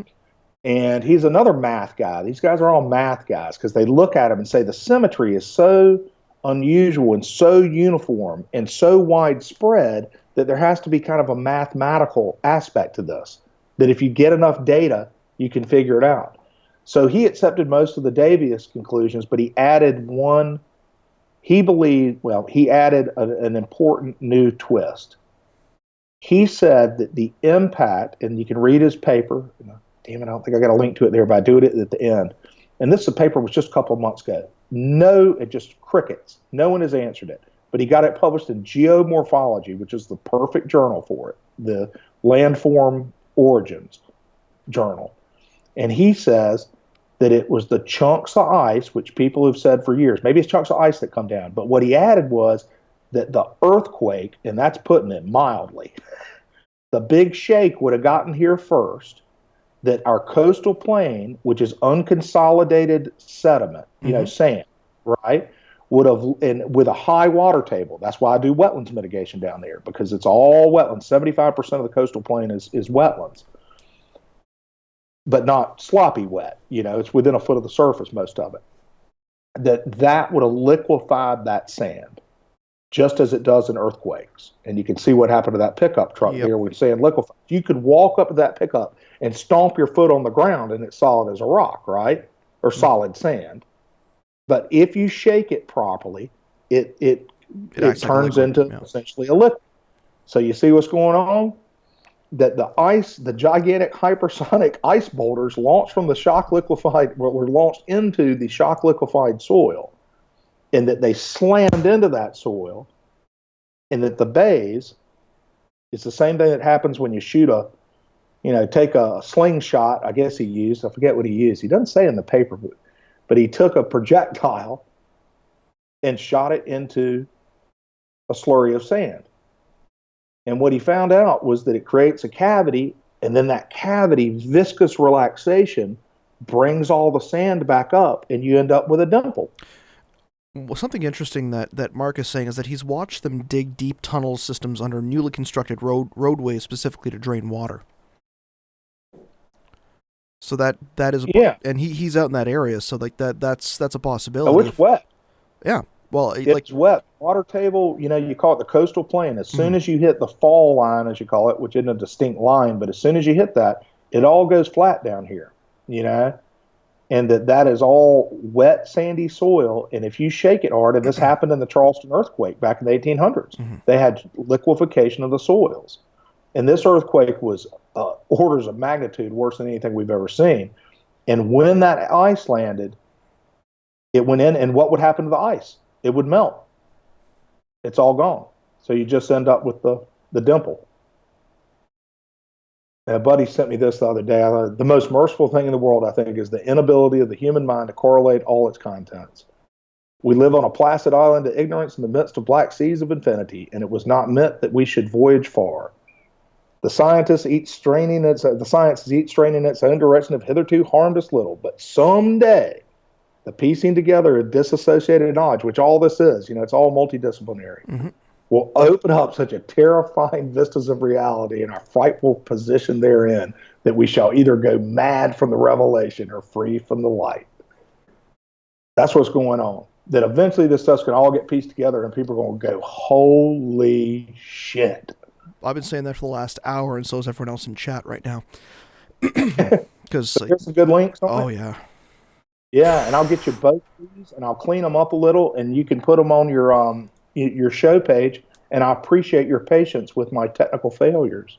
Well, it's not your technical failures; it's Microsoft's technical failures of being able to program a halfway decent application. If you want to be able to jump on here and let me go on back. Let me get back here. I'm kind of flabbergasted. Good, man. You're hard to flabbergast. Stuff like this. I love shit like this. This is the best shit. The Bayes is good. The Bayes needed a place in alternative speculative science. It's worthy. And you can find guys and girls that know all sorts of weird stuff and unexplained anomalies. And you say Carolina Bay, and they don't know what you're talking about. And if you introduce them to it, they'll love it. Now, again, like this has been amazing, regardless of any of the technical issues. And normally, I'd open up the phone lines. Unfortunately, I found out that the cord that I've been using to attach to my iPad here, apparently it like I can get audio, but I can't get microphone to it. So for anybody who's in chat right now, if you want to just send in a question or just type it in, I'll take about 10 minutes to answer as many of those as I can with George here before we finish up for the night. So, okay, well, actually, Jared Thompson from Australia is sending in his first one, which is, would there be any impact sites in the ocean off of the coast then? That's an excellent question, Jared, and I've never felt that our team has adequately addressed that. That's something I have said to them before. I'm like, maybe there was an impact that cast this stuff out, etc. But there wouldn't be enough material and enough trauma to cause the global cataclysm we see without seeing a big crater, if it's in the lakes, etc., or Hudson Bay or whatever, without getting the big crater. And that the big crater is in the 75% of the Earth that's covered by water. There absolutely could be such a beast out there, and you wouldn't know it, and it could have contributed to this, and it could be at another part of the Northern Hemisphere, south of the Aleutian Islands, and been a part of the same event, and we'd have absolutely no idea. And we're just looking at secondary evidence. So basically, it's the beast that we're looking at could just be the small brother to it could be the local beast, exactly, the one that we have access to. That's mind blowing to think about it. There could be something larger out there. Like apparently, the comet that is estimated to have been about 250 kilometers across originally, and then it broke apart. That's right, and that's a whole thing that we didn't get into. It just shows you how much there is here because it's multidisciplinary. Is the whole Taurid meteor stream. If people want to Google that, that is the reoccurring. We go through it twice a year, and one is during Halloween. Okay, where did that come from? And the others, in late June, early July, and that's June 30th when Tunguska happened. And the British neocatastrophists have been maintaining for the last 30 years, in opposition to NASA, that the Taurid meteor stream is the remnants of a disintegrating comet that entered the solar system roughly 20,000 years ago. Mm-hmm. And we have occasionally very bad encounters with that stream. Mostly it's pretty meteor showers, not even our biggest meteor shower. But there's still chunks of it out there that sometimes we hit parts of that stream at certain periods, 13,000 years ago, 8,000 years ago, 4,300 years ago, probably just before, BC on other sides of the world that weren't recorded, et cetera, and so forth, and then recorded time. So, I could get into some weird stuff with tree rings and whatnot. There have been 5 downturns since this episode where every tree on Earth stopped growing. Wow. That's now, Mike Bailey. Now, I know that Jared's also mentioned that Randall Carlson goes deep into the origins of Halloween and its relation to the Taurids in his lectures. Good. So that's good to know. Yeah, Randall handles that. Yeah. He does a great job with the Taurids, and so does Graham, in fact. Yeah. Now, Lee Veltman is also asking, and I quote, "This may be a dumb question, but how was the Grand Canyon formed?" Oh, I don't know. That's a great controversial subject, and even the mainstream guys, well, they won't tell you it happened in a weekend for sure, but they can't give you a good explanation because it's perched up on a plateau. Oh, well, there you go. It's up on top of something. And that's not my area expertise, but it's a worthy, place for investigation. And I think, open to questioning like all science should be. But again, they get spooked by creationists. And the creationists absolutely claim, that the Grand Canyon was formed on a long weekend. Well, the hell, they might be right, but that doesn't mean the Earth is only 6,000 years old. They might be right about the part that was formed in a weekend, but damn wrong about the Earth only being 6,000 years old, right? That's why they don't want to justify or they lend any credence to any part of what might support any part of the creationist narrative, because that's verboten. Now, I'd love to be able to have you back because we've got about 3 minutes left until I gotta shut her down. But I'd love to be able to invite you back for our September masterclass to basically just go through a lot of the stuff that we haven't gone through, a lot of the science in terms of the tree rings, and really dig deep for some of our from our listeners who are part of our Patreon masterclass, because I know that they're part of this because they dig this shit. And they're the ones that are going to really talk to everyone about it. I'd be happy to do that. Thank you. That's a great compliment. I appreciate it. And I'm glad to help and appreciate people's patience, with the technical glitches, and they are all my fault and will not be repeated. And if you're saying all your fault because you were part of the programming team at Microsoft that developed the Mac version of 2017 of PowerPoint, then I can understand that. But I've got a 27-inch iMac with 18 megs of damn RAM. I don't know what happened. I've never had crashes like this. I guess it is just, the forces of darkness not wanting this esoteric knowledge revealed, right? Exactly. So again, for everyone else who's out there, I'm going to be playing, like normally we'd be doing the Sammich Counter, but I know that Michael Huntington is off hunting for... what's it called? Eclipse. He's going to be gone for the next 2 weeks. I'm going to be on vacation next week, so this is our last live show until the end of the month.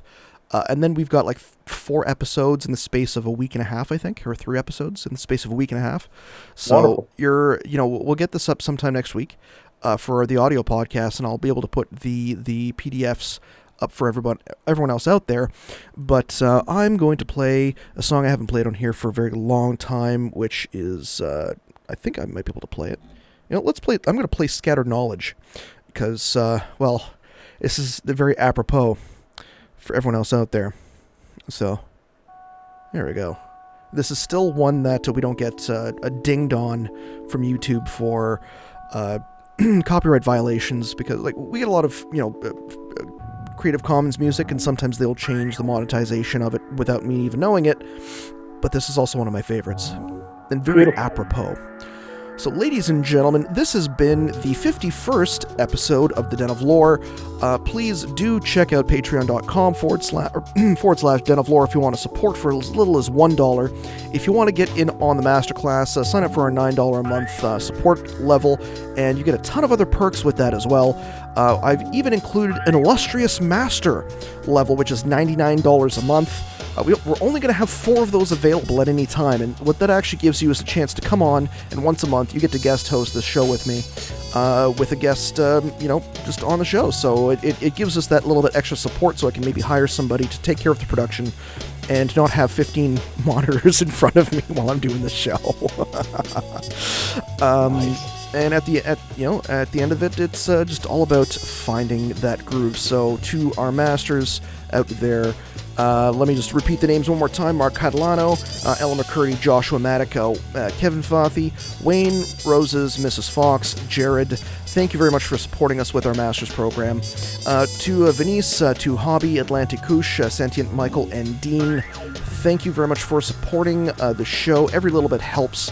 And you know what? This has been the Den of Lore. I am your host, Chris George Zuger, and I've been joined by Mr. George Howard in what has been one of the most mind-blowing episodes we've done in 1 year of the Den of Lore. So thank you all out there, and if you've only come in halfway through, go back and watch the rest, because you missed a shit ton of mind-blowing stuff. Yeah, that is all.